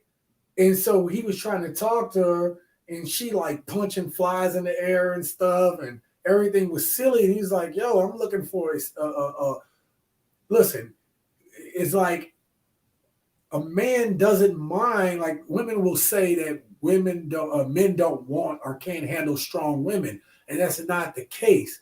But the thing is, you still have to operate in your femininity. She was acting like one of the bros. Okay, so and this dude. Oh, so Mike says, "Oh, this dude been on so many shows," but Mike ain't like. Watch my video back in January, like somewhere around January, February is when I put out the original video of this first thing. When she was on the original show that I did, right? The original video I did, she was on with that the other tall guy, the tall bald guy, the first guy that was on, and she was all prissied up and everything like that. She looked beautiful, right? But the problem where he didn't find a connection was because she was so hard. She just was like, everything was, she was so dolled up, and it was all about glamour. And so none of the guys felt a real connection with her. So she took it as an insult. I'm a doctor and this, that, and the third. And she's not like a doctor. She's like PhD type level doctor, right? But she's like, I'm a doctor and I got my own business. And this is the thing, I have to deal with this with all you men and stuff like that. And he's like, yo, cool down. Like he was like, whoa, hold up, right? And she was just like, you know, why I should be able to do and be this way, and I should whatever, and baby, do what you want to do. But that man was trying to give you constructive criticism, and you went in, she started just like bawling and raging out on him. And so they sent her home. Yeah. So it was good to show y'all that, you know, in the context of what we're talking about, right? We're talking about modern women ruining dating. And so all of these women on this show are entrepreneurs or their own business. So there's a level of masculinity that comes with every one of them, right? Now, there was one woman, she decided she was going to cook. Oh, the way the man's heart is cooking, and she had that kitchen filled up. And I think she stayed a little bit longer. But the problem with her was she came off too desperate. Mm-hmm. She cooked all that food, but she was like, I want that dude. The one that Mike said, oh, this dude, right? She was cooking and stuff. Like, can I get a kiss? Or can I get another one? You know, and so it was a turnoff. So, man, dating is so jacked up. Too ridiculous to be true. Over 60 songs. I don't know what that means. Oh, this dude. Yeah, we talked about that. Jerome says that is Mike from Country Wayne. Oh, yeah, that dude is everywhere. Anthony North, thank you for being here at the live stream tonight. Save yourself, black men. Get your passports to fly to Colombia, Thailand, and Brazil. The quality of life are in these countries. And all the women out there are so much better shape than our modern women. Listen, man, thank you for saying that. I think what we're trying to highlight here is it's not that men don't find the women here attractive. I think it was really good that I brought up these two clips. But this one in particular, because the women that was on this show, again, these are the examples of women that are boss women talking to boss dudes. And that's why these type of dudes end up talking to women that have a lot less going on, right? They talk to them because they don't come off as masculine. This is the only way I can put it. That's simple. That's it. That's like, it right there. I can't put it no different. These women all come off like, again, I'm glad that woman calmed down, because when she originally, the one with the afro, when that dude really told her in the beginning, he was just saying, yo, I just, feel like you was standing off. You know what I mean? You kind of had your own thing. He was just saying, we just, you kind of seemed like you're a princess. Soon as she said that, she went off. I have to deal with this all the time, and you men don't get it, blah, blah, blah. Check through my library of videos. I would say post January, I did a breakdown of this show. Craziness. It was crazy. Shout out to TSG. Keep doing your thing, bro. Thank you very much, man. I'm glad we was able to break some of these videos down. That's actually a good thing we did tonight there, Lucis. I think that. Yeah, normally we just talk, but you dropped the 2 gems in there. That's kind of funny. I mean, it really, but I like the Steve Harvey clip more so because it did show us and the audience what young men are looking like these days. They're not these unkempt incels. They are literally men out here who just are socially awkward because they're confused about, well, how do I get a woman? And he even admitted he's had a few situations where he's got some action. It just hasn't led to a relationship. So Right. And I think it doesn't lead to a relationship because he comes off as a friend. Yep. They're like, listen, there is, matter of fact, perfect segue, Lucis, perfect segue. Every woman is going to tell you young men to be softer, kinder, and gentler, but they end up with the guys that aren't.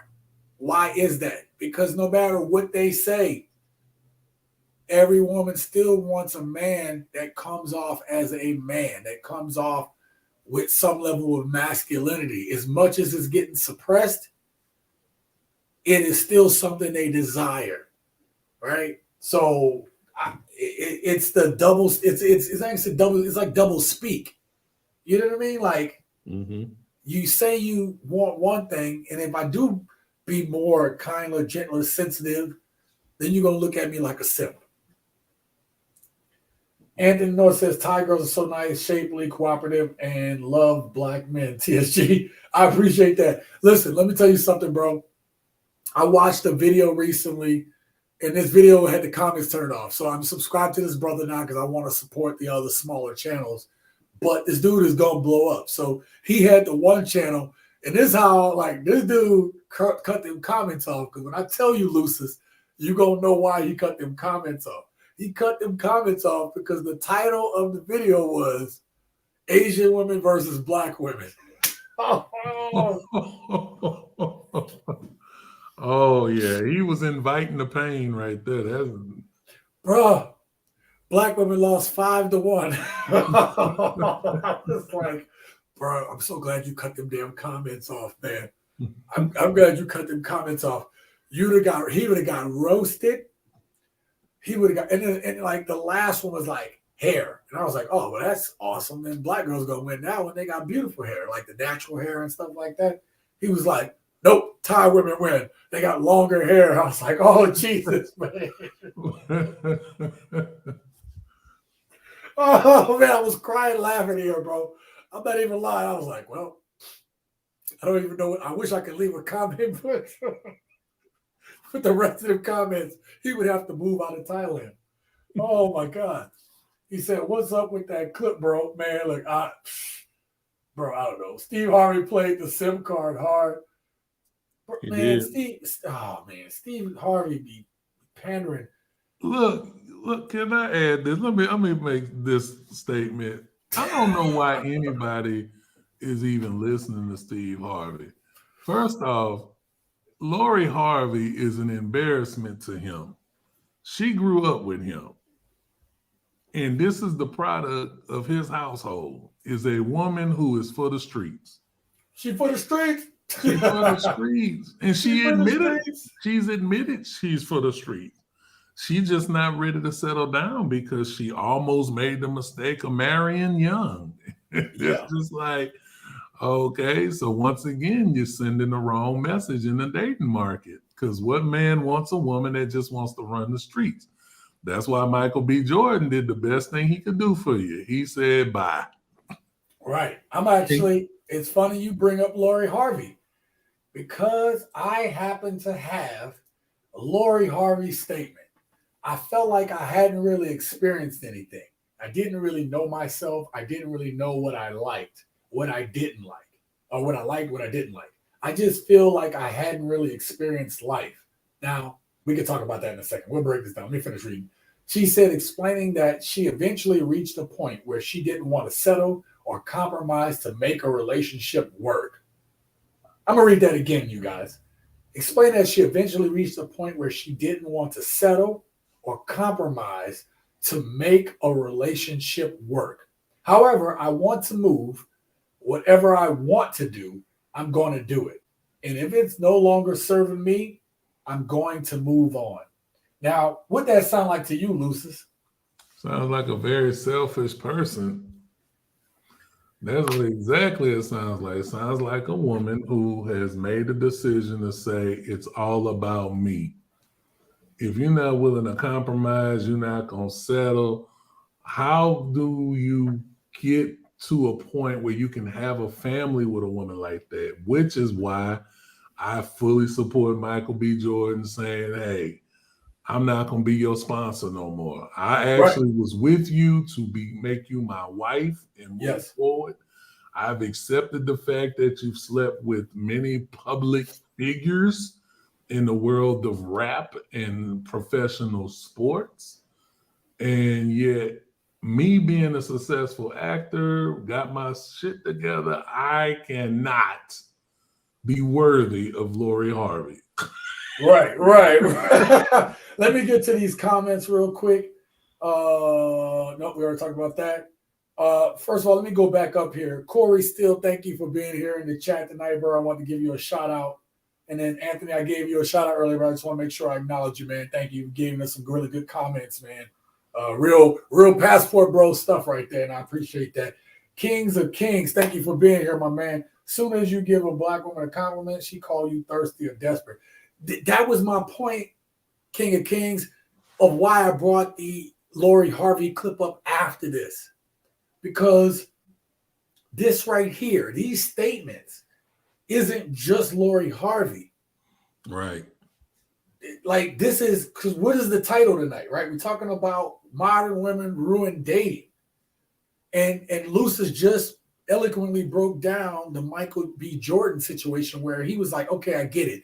The part I was going to tell you, Lucis, about what you said was, oh, I've been with these stars and this, that, and the third. But they're in Hollywood, so it's a different set of rules with people, you know, kind of commingle there because they really can't talk to people outside of their circle. You know what I mean? Because people don't understand that level of success and stardom. But if you look at these last statements, she eventually reached a point where she didn't want to settle or compromise to make a relationship work. Right. Modern women have ruined dating. It was the title of this. Yeah. However, I want to move, whatever I want to do. Now, what that sound like? I'm an independent woman. I don't need no man. Independent woman. I'm going to do it. And if it no longer serving me, I'm going to move on. And somebody said this so brilliantly before that it was in one of those little clips with the brothers that's on the podcast. And that one brother said on that podcast that women are so independent, but they don't realize to be in a relationship, you have to be interdependent. But they don't know how to be interdependent. Like, there's compromise on both sides. It's a major compromise for a man because who bears the more responsibility in a relationship is the man. Because like our example says, you know, one thing you're not actually asking your wife to do when you get married is to protect. You know, that is a functionality of care, you know. But the Lori Harvey is the quintessential independent, strong woman. But the thing is that the way she attacked Michael B. Jordan as if it was his fault, right, to even ask her to get married was where I found it to be a little asinine. I just thought, like, wow, the audacity of a person to be like, yeah, we together, and he actually asked me to marry him. How dare him? How dare he try to take away my independence so I can run this street? in a way that I needed to settle down. But I don't think women understand that marriage and relationships is a form of settling down. You are getting out the market. You are settling down. Right. You're not meant to get in relationships and stay in the market. Right. King of Kings said that. I mean, that's the 304 philosophy. That is the Megan Thee Stallion 304 city girl lifestyle. They think they're supposed to have a man and have the love of the streets at the same time. But look, man, it's hard to compete with somebody that doesn't want your attention. You know what I mean? Like you can't don't want your attention only. Only, yes. Sorry, yes. I misspoke. That whole family confused. King of Kings said, Corey says, if he's no longer serving me, facts, man. That part stood out. Anthony says, childbearing out of wedlock tore down the nuclear family dynamic, bro. Hey, and I don't even know if we even hit on that yet, Lucius. Yeah, we talked. Well, yeah, we've talked about not it before. The out of wedlock part, but we talked about the tearing down of the nuclear family for sure. We did say that. We didn't say how women are more. We didn't make the statement yet, but how women will be okay with having a kid, but not by the man that's theirs, their husband. Right. You know, so, and that's something that Kevin Samuels, you would say all the time. Rest in peace, and shout out to Kevin Samuels. I personally don't get the hype about Lori Harvey. I don't either, T-Mac. She cute for America, but is average at best in Brazil. She average to me here. She looks just like every other woman you go out to the club and see. Whoa, T-Mac. T-Mac, I know. I'm gonna let you roast on that one. Women vomiting against men was the beginning of the end. Voting against men. I said vomiting. Jesus. Voting against men was the beginning of the end. Oh, hey, what's up, my man? I still can't. LX, I'm just saying LX from now. Steve Harvey ain't the best role model for Lori because Steve left all his marriages the same way. Oh, man, that's crazy. And then King says, marriage doesn't benefit the man. Once you get divorced, she takes half of everything she didn't come in with.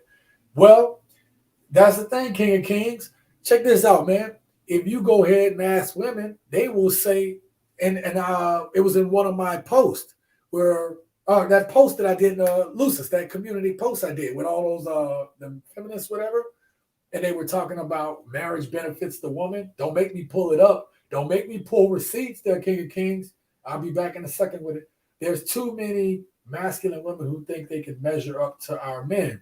Those women are not worth the time, money to waste on, bro. Facts. Yeah. We as black men are appreciated around the world, except America, the Matrix. And that's what we're kind of talking about, man. Like, like the part I'm bringing this up. If you're watching this, you're like, well, why is he talking about it? Why is he showing us all this? I'm showing you guys all of this because we just saw that redheaded dude showing you how he represents the average dude nowadays. Yeah, he does, right? And I showed you these successful brothers talking to women that are hyper successful. All them women own businesses or have something going for themselves. And these men, even though they say, oh, this one fine and stuff like that, and blah, blah, blah on that show, the truth is they're trying to whittle it down to find, they're not finding all of them women were masculine. They literally trying to whittle it down to the least masculine of all those women, right? Those successful men don't want to deal with that crap, right? So, listen, there is a... Wait. No. Say that it's just not uber successful men don't want to deal with that crap. No. Oh, yeah. Sorry. Yeah, I said that. I was talking about them specifically. My bad.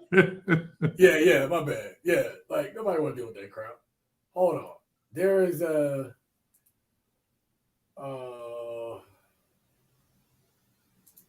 Nope. I thought I had it.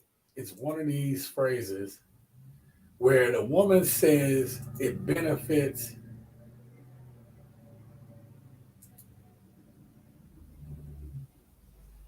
Yep, right here. I'm about to pull it up. I told you I'll be having receipts. I got receipts tonight. Check it out. So I just did a community post on this, right? And this was what women were saying about marriage. So my point of the community post was to say that as much as women strive for marriage, this is what they talk about after it, right? I'll just start from the top. And yet many women think marriage is an accomplishment when it's not. It's just another form of babysitting a LV man child. I don't know what the hell it is. Yeah. I think being single and unbothered is what women should strive for. The Lori Harvey, we just read that, right? Mhm. We've been sold a bill of goods with this marriage nonsense. I agree with that. They have been. They were given the Disney fairy tale stuff, not what marriage really is, right? About building a family, building a legacy. It benefits men and gives them more access to women's unpaid labor. And then when he tires of her, she gets thrown out, penniless, after sacrificing her body and mind to the good of the man and his offspring. Buy yourself a ring if you want one and get married if you want to, but to a man who actually makes your life better. Don't settle. This. That's dumb. This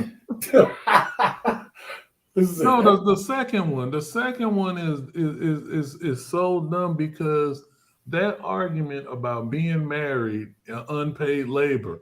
You're married. That's not unpaid labor. right. That so because what that makes me think is, so does the man give the wife a bill because that's his labor and she's giving the bill? That makes no sense. It made no sense to me because it's like, okay, so with unpaid labor to women when they say that, at least from what I've seen and what I've heard, is the cooking and the doing all these different little things, right, to help the household is unpaid labor. If I wash the clothes and I cook and I clean this, that, and the third, but I never hear in those arguments about when the man has to take out the trash or when he has to cut the lawn or do the care on the cars, or any repairs around the house, or even men nowadays are cooking too, right?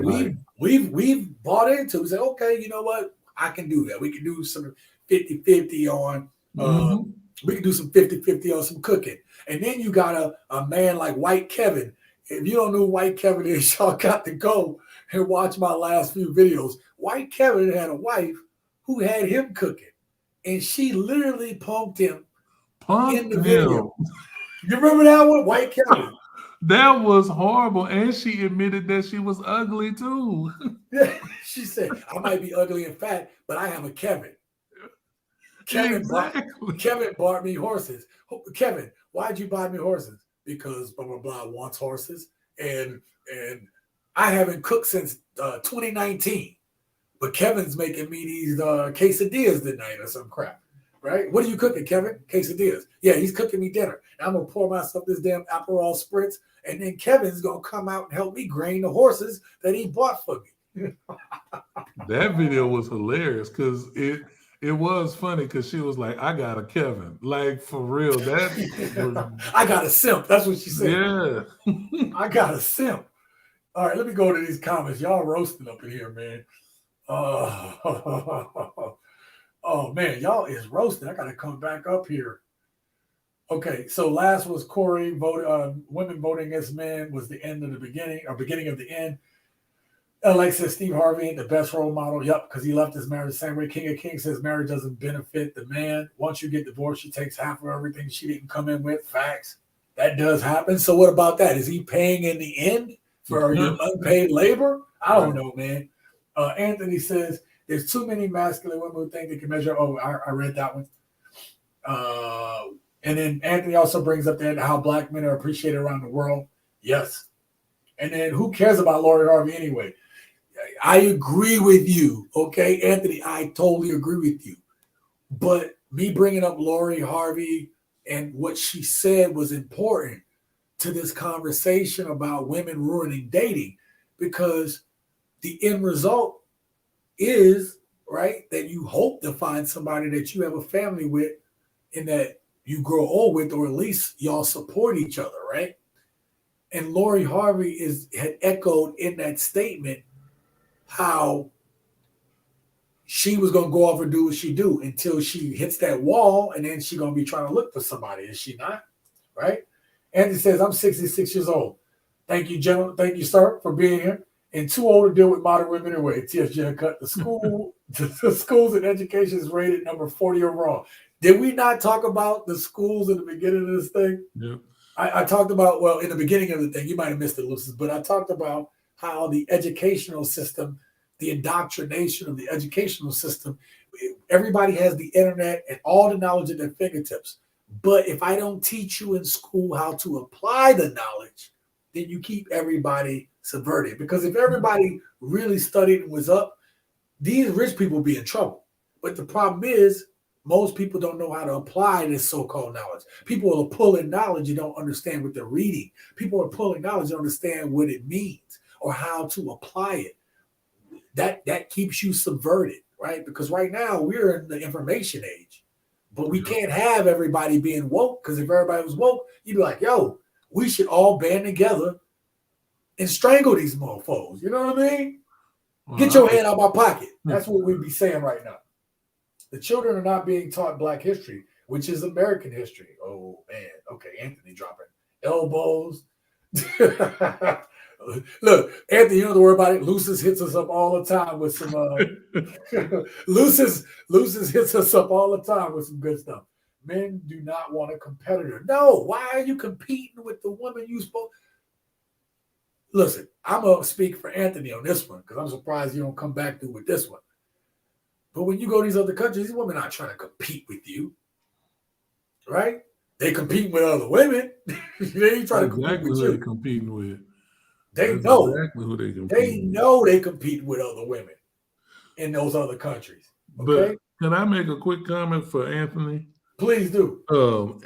Anthony, with the "Who cares about Lori Harvey" comment, I want to add that it's not necessarily caring about her, but she is the poster woman right now for.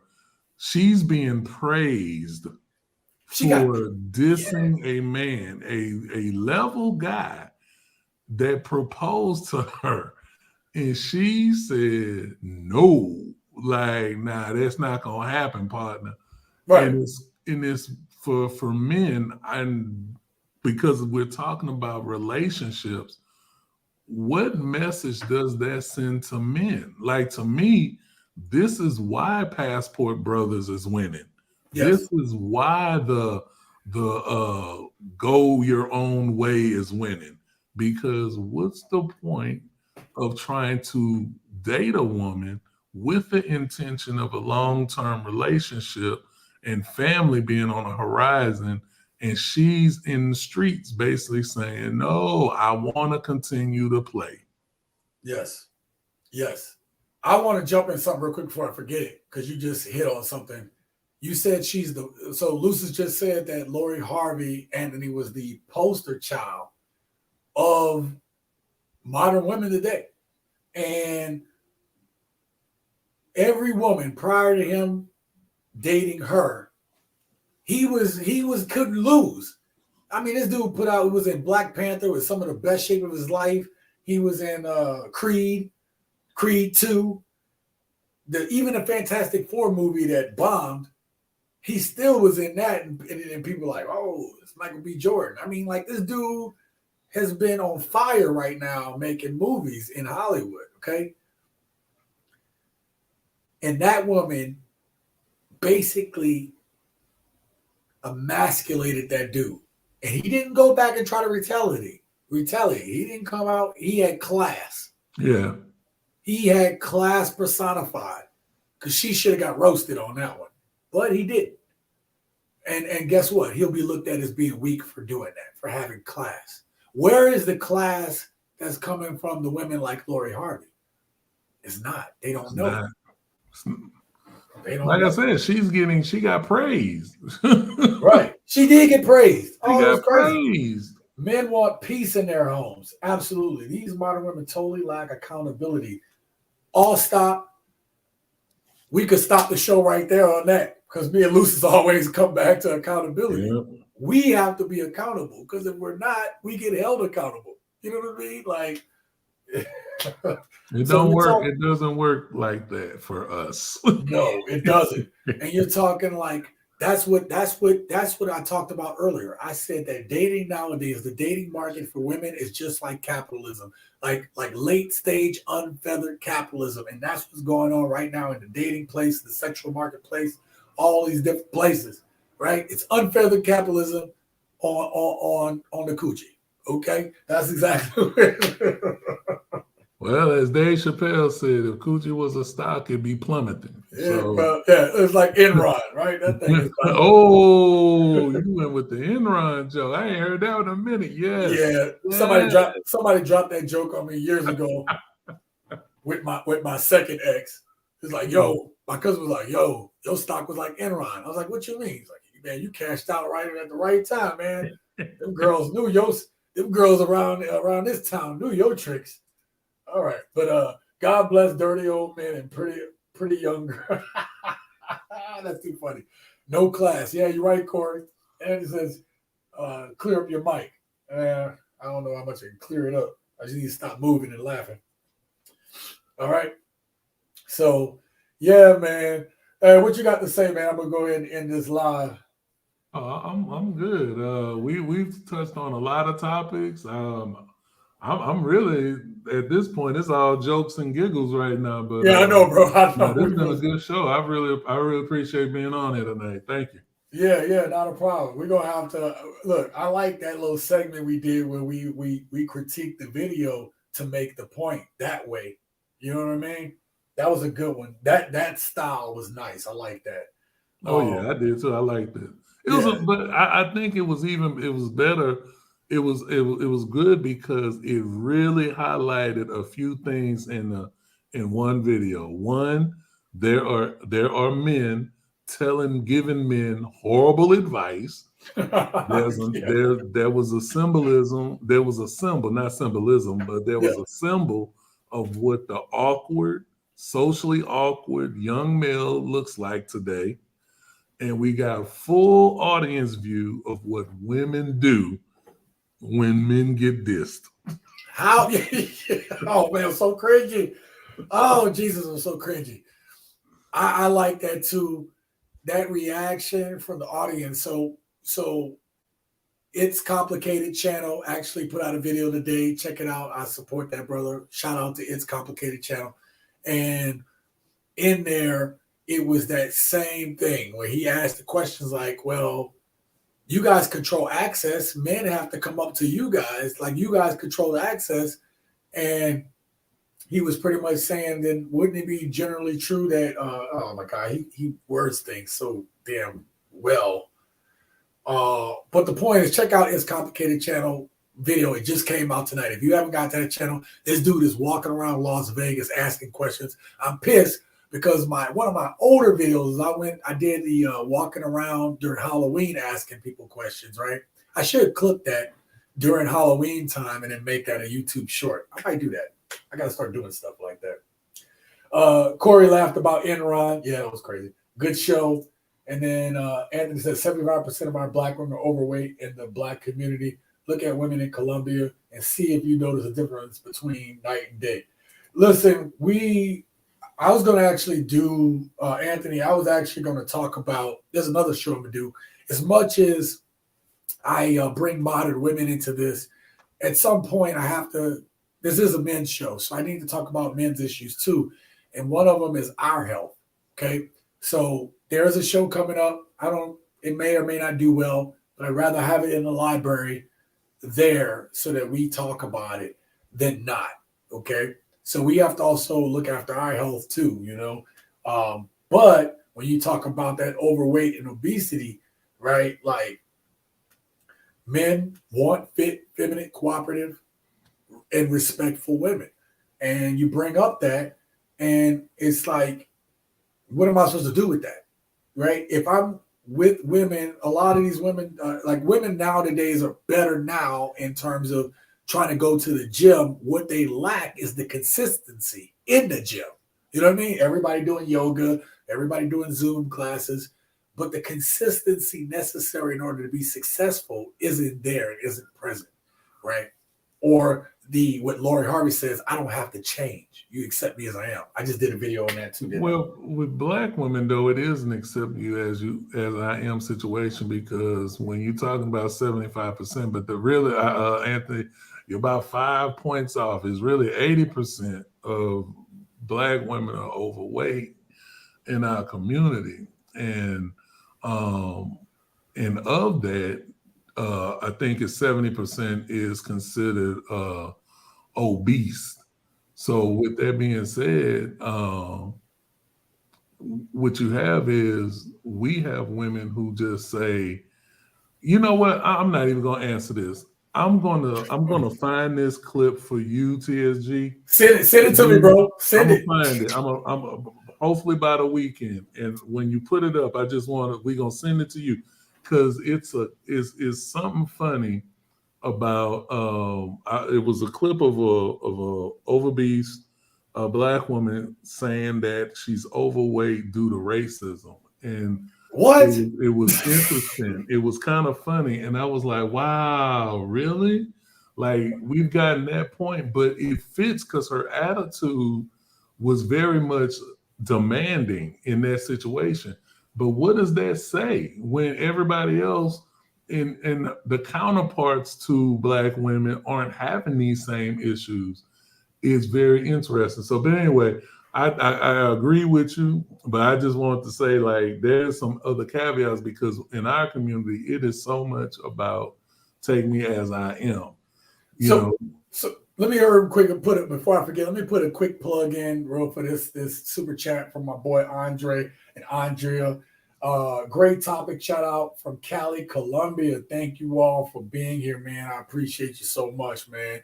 And yeah, and then with the $20,000 Colombian peso into his house, and my boy Jerome drooling over there because he can't wait to get back out there.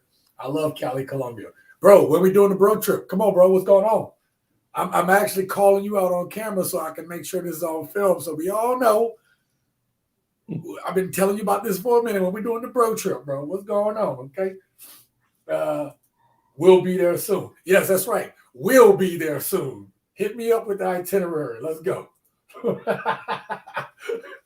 That's the way I was trying to hold my boy accountable for that one. Thanks, Andre and Andrea Love Crossing. You make my point clear as the sky above. Shout out to you, bro. Man, look. Andre and Andrea meeting, coming across their channel, coming across, talking to Andre and stuff. A lot of good stuff he's dropped there. Love his perspective on things. Learning every day from him. You know what I mean? So, listen, Lucis, man, thank you very much for being here tonight. I'm going to go ahead and start doing I'm going to go back through everybody, this part of the show. Yeah, for sure. I go through and I go back through all of the chats, shouting out everybody that came in tonight because I can't do this without you guys. I had some technical issues, but the good thing is, you know, I have this mic that you guys, everything you guys contributed, I put right back into the show, right? So right back into the channel. My camera looked real good tonight. Look at that crisp picture. So I bought the camera today and just showed up today. So me trying to make all this stuff work was a little bit tough today, but it is what it is. Hey, in all fairness, you had some problems, but you gave them an extra hour on top of that, so you made up for it. Yeah. Bow out gracefully. Good night, everybody. Peace. All right, Lucis, man. I'll see you next week, bro. All right. Thank you to my guest, Lucis. Always great commentary on this show. I want to shout out my boy Jerome, who him and I are gonna work on this Cali, Colombia trip. Holla at your boy, right? Thank you to my guest, Anthony, tonight. Thank you, man. You dropped so many gems and nuggets on us tonight. I want to thank my guests, Andre and Andrea, for coming in and dropping the super chat tonight. Thank you so much for the support. I want to give a shout out to Corey Steele for coming through. Thank you, brother, for being here. All right. Also, I can't forget about Mike, always coming in off the top rope too. You guys did a great job. King of Kings, man. Thank you for being here tonight, man. Shout out to you. And then we got my boy LX in the house, man. Thank you so much, as always, for coming through, man. I appreciate you so much, man. Seriously. T-Mac, what can I say, bro? You always keep me in stitches, bro. And the support, I can't thank you enough, man, for when you come through. And you guys chatted so much, it's taking me a while to find out where the hell all these comments, trying to figure out who else came through. I'll get to the comments down below. If you guys put in new comments, just give me a second. That's me. That's Mike. All right. I want to give a shout out to Delbert Trucker Media. Thank you for coming through tonight, brother. Again, can't do this show without you guys, man. Seriously. And then we got my boy Bruce Rain from Bruce Rain TV, right? Make sure you go check him out and stuff like that. Check out everybody here in the chat, man. Check out everybody's media and everything. Thank you, Bruce, for being here. I know me and him will chat it up later. We got my boy Pro Don Omar, Habla Conmigo TV. All right, go check out this brother's channel, man. If you want to learn some Spanish, you a passport bro, or you an aspiring passport bro, go check out this brother's channel. We're going to break it down simply for you so you guys can get it. So you guys have a much richer time going to these countries and being able to talk, right? Snuggles was in the house. Thank you, Snuggles, for coming through. I appreciate it, man. All right. Who else we have? We have my boy Kings and Dreams. You got to go check out his channel as well. Thank you for coming through, brother. I appreciate you. As always, I know we'll all be chatting it up later. You got Jew Bean. Thank you for being in the channel tonight, man. I appreciate you. Okay, who else we had up in here? Beach Bum TV always supports the channel. Always supports the channel, along with MZG. Check that brother out too, man. Always coming through, supporting the channel. Can't say enough about these guys. Golly, man. There's a lot of comments. I want to thank my guests, Brit Girls Go Stateside. They have a lovely channel. Lucy and her mom, Julie. They were the first ones to put me on live streaming. They was actually the first ones to put me on a live stream. And they interviewed me twice. And then it was because of them I got the courage to go ahead and do my own live streams. Right? So can't thank them enough. I'm so grateful to their channel and to them accepting me, even when I was a smaller channel. You had Sunday Night Smoke podcast, right? Yeah, man, I know I got to get through the mic stuff. We'll work on it. And then I want to thank T-Mac for the $5 super chat tonight, man. Thank you so much, bro. You guys always contribute. It always helps the channel. And like I said, I invest right back into the channel. Apparently, I have some more stuff that I have to work on. I need a soundboard. That's the next thing. So I don't have all these problems. That was Brit Girls. Okay, I think I caught everybody. Oh, one last person. We got Men's Daily Advice Encouragement channel. That's Mr. GG. Go check out his channel, man. This dude be dropping some fire. Y'all may not be ready for that fire that brother drops. Let me get back to the comments down below. Where am I at? Yep, right here. Jerome says, my passport is going to need crutches now that I'm finishing the new location. Oh, for real, man? Again, holler at me, bro. Holler at me wrong. And Corey says, good night. Anthony says, the Black community is done in America, guys. Exercise your options of travel where you are appreciated and treated like kings, guys. You know what, man? It's so, like, it's at the point now, passport bros see exactly all the stuff that I bring up here tonight. Ain't nobody apologizing no more. You know what I mean? That's why I refuse to go on these other little channels and stuff like that and get in these little stupid ass arguments about, hey, it's my life. Why can't I make the choice for my life? Now you're going to tell me I'm not accepted in the States, and then you're going to tell me I shouldn't go, or if I'm weak if I go, I'm weak if I stay. You know what I mean? Not necessarily me, but I'm just saying that's the argument, right? So who gives a care? Do what you're going to do. Get your passport. If you want to see the world, see the world. Matter of fact, it should be a necessity for you to get out of where you're from. Even if you leave your state, that 250-mile radius that people tend to keep themselves locked in.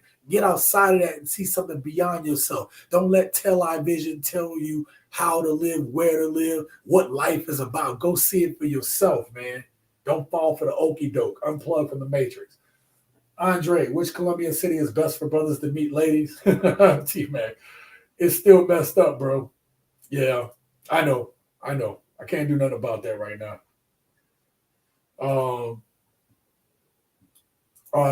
Anthony says Medellin, Colombia is the best place to meet a girl out there. They fully support our Black men. That's good to know. Thank you. The sound still sucks, bro. Keep at it. But I can still hear you loud and clear. Yeah. Well, the problem is that I had to use this mic because what did I do with it? I had to use this mic because I had to hear The problem is I had to use the headphone mic because that was the only way I could hear Lucis. I need new headphones. So that's the thing. I didn't have headphones that was going to support. So I'm working through the bugs, man. I'm working through the bugs. I could have also used the sound through the actual camcorder, but I didn't. So, all right, guys. Thank you guys for being here. We'll be back here next week at 7 p.m. Pacific Central Standard Time, 5 p.m. Pacific Standard Time, and we'll have new issues to talk about.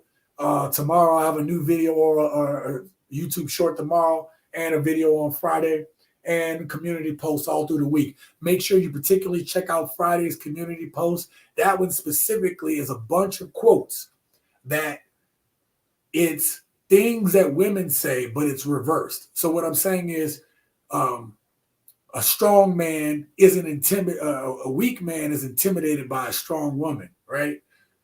Now imagine if that was flipped in reverse. Could a man get away with saying it? Make sure y'all check out my community post on that. Check out today's video where you have the mother of 3 kids and 2 in her belly, right? So a total of 5 kids, and she gets on Tinder. You got to check it out. My mom even had to come up here and ask me about that. So make sure to go check that out. And until next time, until next time, live your best life.